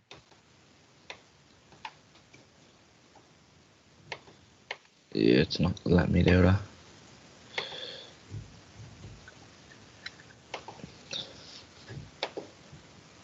Right. Next. Finish. Yeah, Josh, you will have it. Depends on the version of Python. I think it's only the Python 2 that it works at.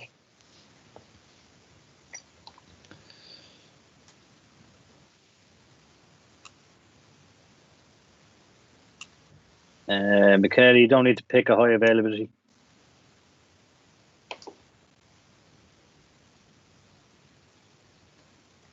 Because that'll try and look for a separate instance of DBMS.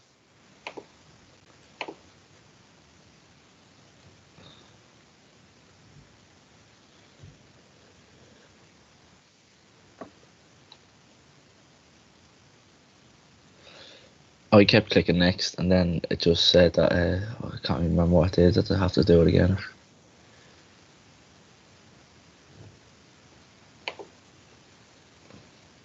This is always the fun part of getting stuff installed first time around. Yeah. See, if it's face to face, I just walk around and I can see exactly what it is. Everyone just individually share your screen. It's fun, yeah. Right.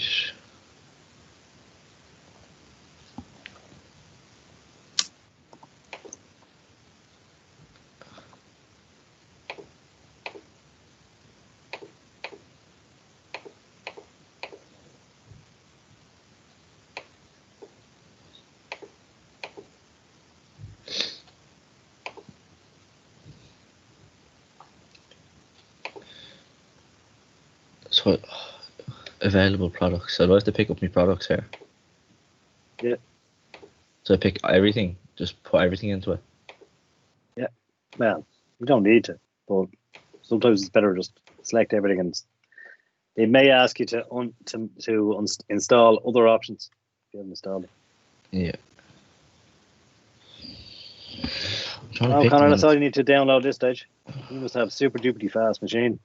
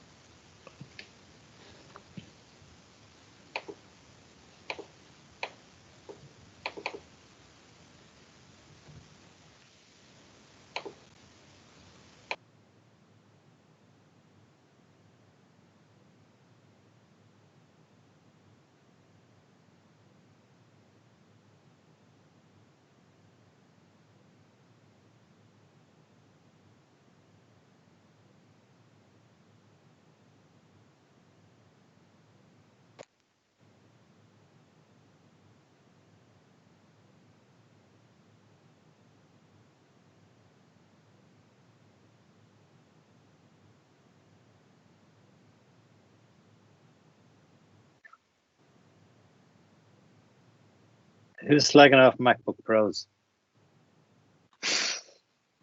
Doesn't run any faster, by the way.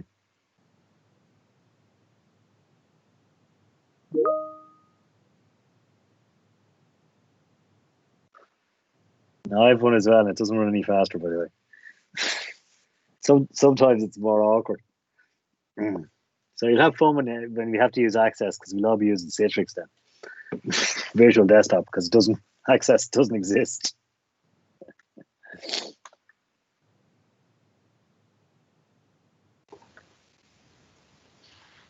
I'm trying to select the products that I want to install, and it's just not letting me. Like, I'm clicking on them and then it won't let me install them.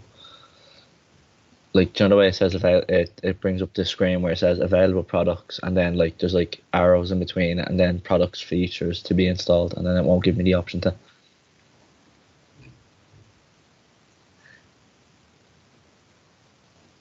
Share your screen, Lurgan.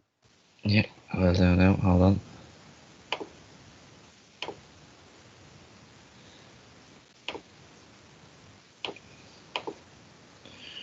Where do we? Teams. Can I share my screen even though I'm only? Yeah, hopefully you can. It's worth a try anyway. I think I can. I think I can only share my screen if I'm only. What's it called? It's then. Oh, wait, actually, it's up here. Yeah, only meeting organisers and presenters can share. I'm not a meeting organiser or presenter. I think if you click on my name in the participants, you can allow me. I could have dared to do that, yeah. I was wondering.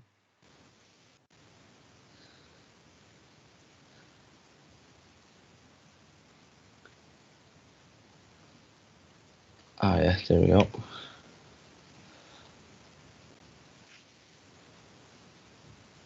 Can you see my screen now? Not yet.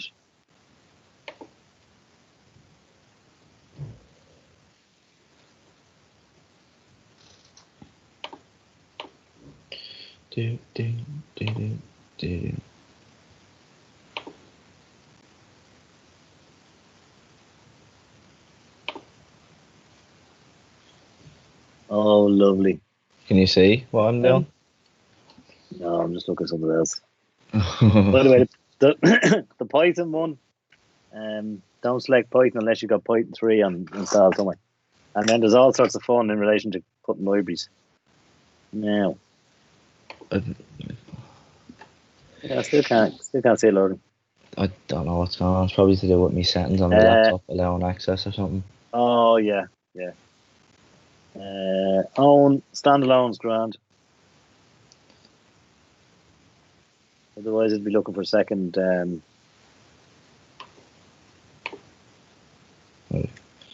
I unshared my screen. I'm gonna share it again, see what happens. No, nothing pops up. I don't know. I can't share my screen for some reason. Screenshot it. Yeah, I'll screenshot it now. Should it just be welcome to MySQLWorkbench if it's like all proper, is it? Yeah. Okay. Yeah.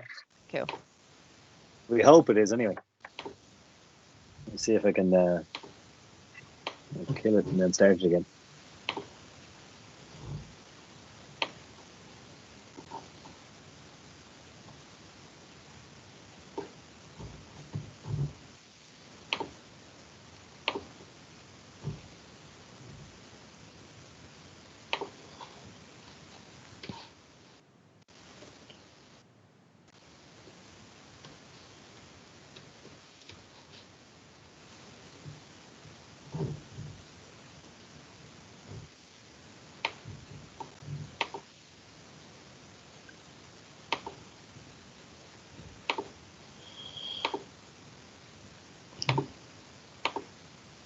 Okay, guys, if it's all installed, that's what you should see.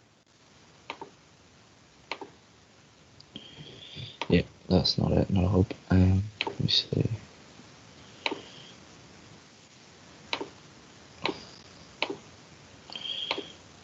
There, I put it in there.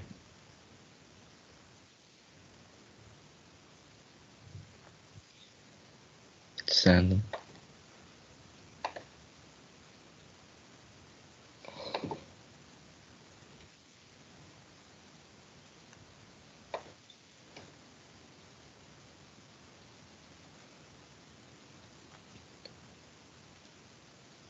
I'm not sure, Daniel, what blue pop-up messages you're talking about. There, I sent it in there. Right, let's see what yeah, it's not allowing me click any of the products to install.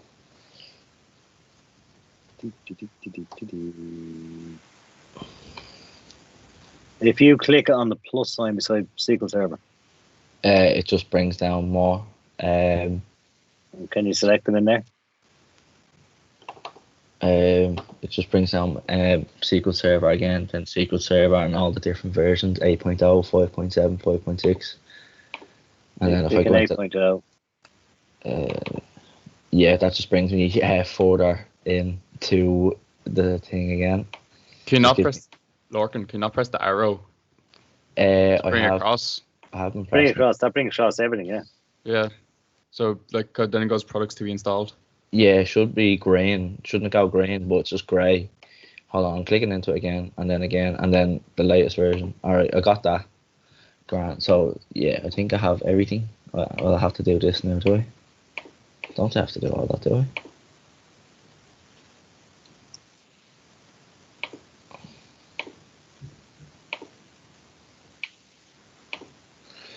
Yeah, I have what's it? MySQL Server 8.021, and then that's it. I'll just press next because execute. I think I did it. It's running now, is it? It's installing.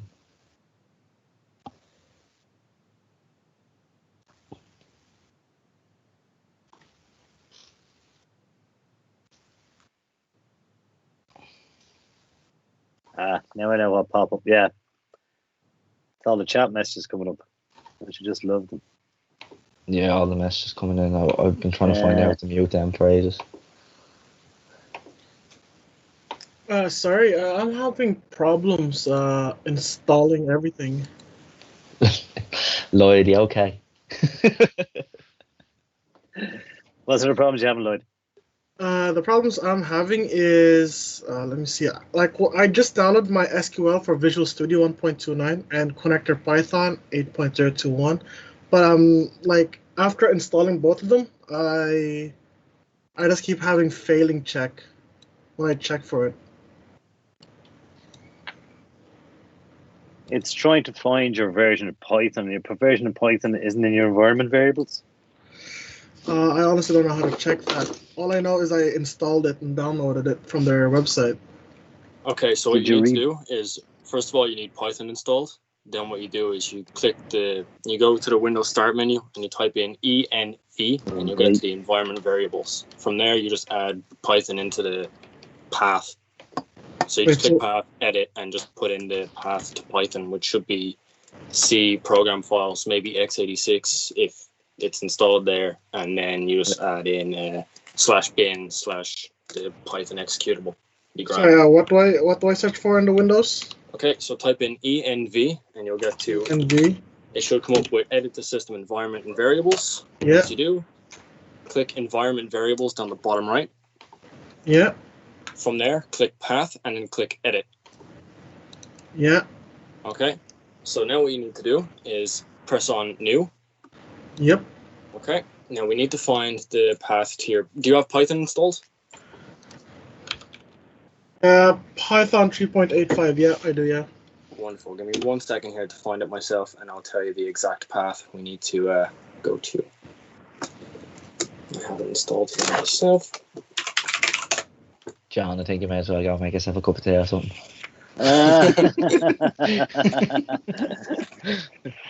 Lunch.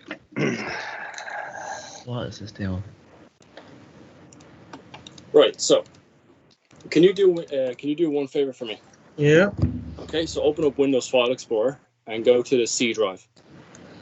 C drive, yep. Yeah. Do you see any Python folders in there? No. Should I go check the program files x86? That's it. Go for that. Yeah. Yeah. If it's not in there, then try the non-x86 one. It's not there. Okay, I can't actually see it. Okay, then you'll need to install Python to a place where we can find it. Or you can go ahead just without Python. Or that. You won't be needing Python either. So I won't be needing Python, wouldn't I? Uncheck the Python connection. Oh, it's not checked anyway.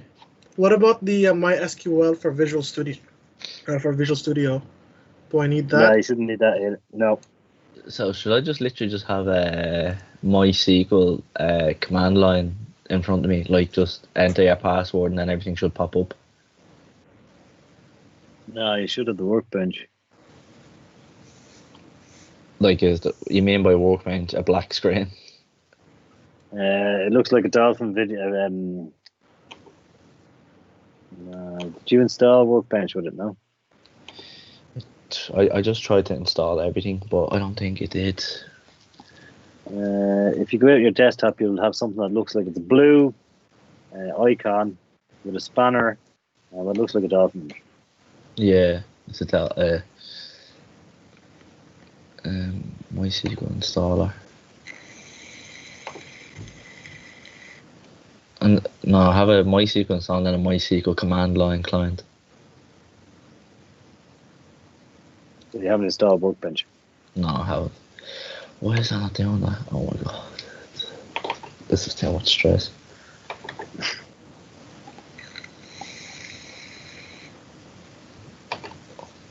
Lloyd, I can hear you vaping. Sorry. Oh bad. I didn't think it was that loud on the mic. Yeah, John, Callum, you'll get that Workbench, yep. If we have this installed, is that all we're doing for today, yeah? That's all we're going to do today, yeah. Grand. Perfect, thank you. Oh, you're welcome.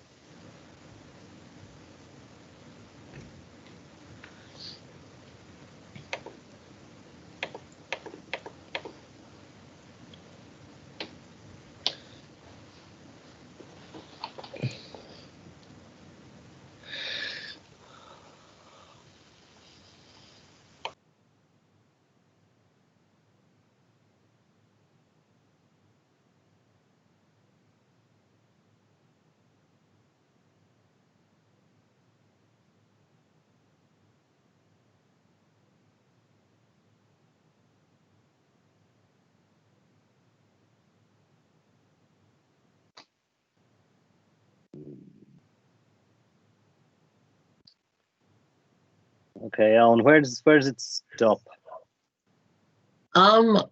So it says the accounts and roles part of the SQL installer. Yep. It says you have to enter a root account password, but the next button isn't really coming up. You need to have you put in a password? Yeah. Put in the password twice because you need to have some sort of a password. And I can't remember whether they've changed it to it has to be a strong password. I don't think so. I think you put anything in. And then it should come up.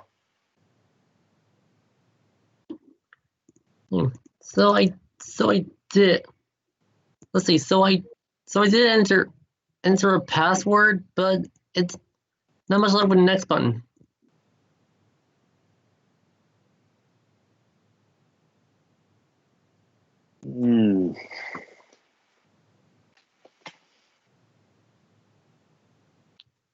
Password. I won't give you that. Did you try it without a password? There was a time when you could do it without a password.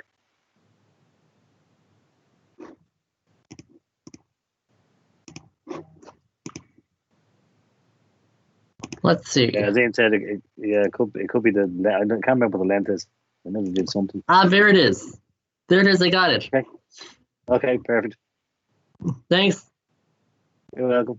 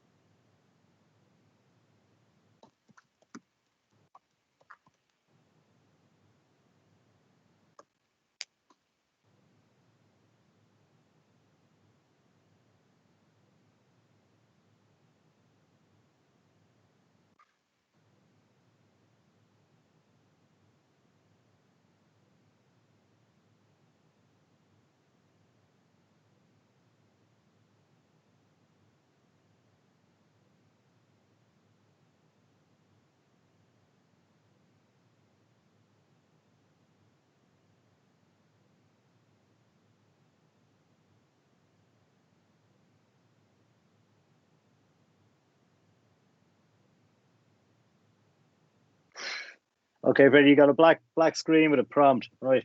What you need to do is you need to go back out your desktop, find a little blue icon that has the dolphin and the thing on it. It's the MySQL installer and instance install workbench. So you've got SQL Server installed.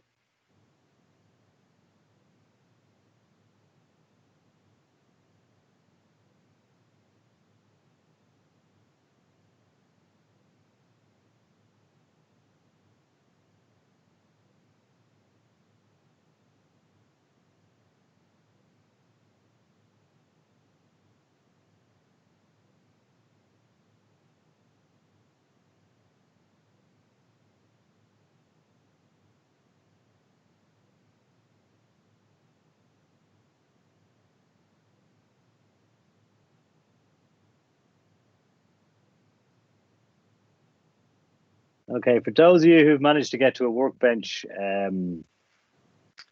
welcome to MySQL Workbench screen. You want to play around, you just have to click because it is a local instance running your machine. And that brings you up with editors. And if you run the show databases, if it is what databases are there, and so on. This is the interface we're going to be playing around with next week.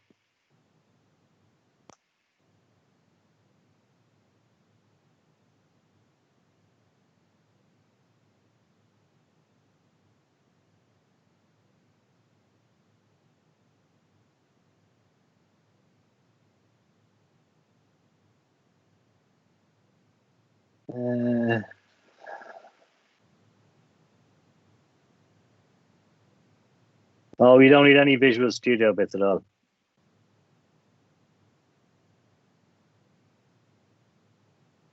Killian, I go for a restart.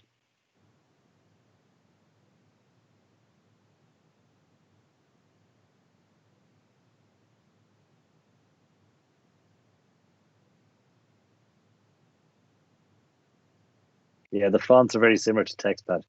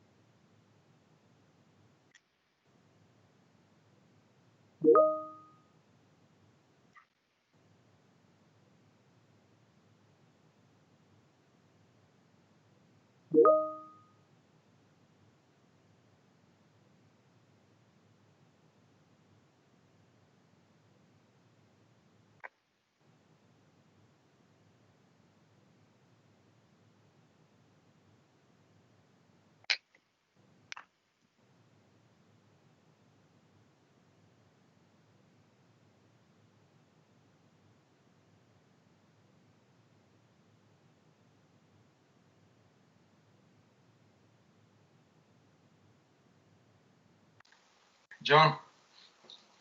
Yep. How do I get, what do I do with the black box or command line after the installation? That's just the SQL Server running in the background, right? So you need to go, yeah, you need to install the workbench is, Fire Brigade just gone by. Because I have the workbench opened already. Yeah. But yeah, how do I get rid of the black box? You can just minimize it. I just minimize it. Don't close it. No, it's running as a service in the background with your databases. Oh, You haven't got any at the moment.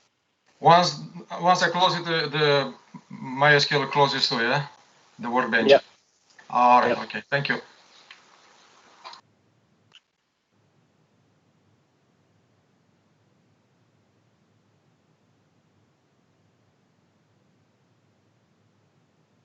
Right, guys, I'm going to be kind and considerate, and I'm going to leave it at that today. If anybody still has issues, drop me a message on Teams or through email. We get it sorted, but we will be using a bit of it next week. So again, apologies for it being a nice long 4 hours, but it'll be far more interactive next week. You'll actually get to play with some things. So once again, thanks for turning up, and I'll see you next Monday morning. Thank you. Have a good day. You're welcome. Thank you.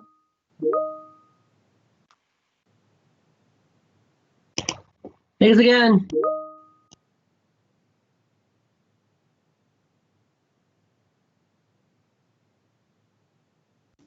Bye.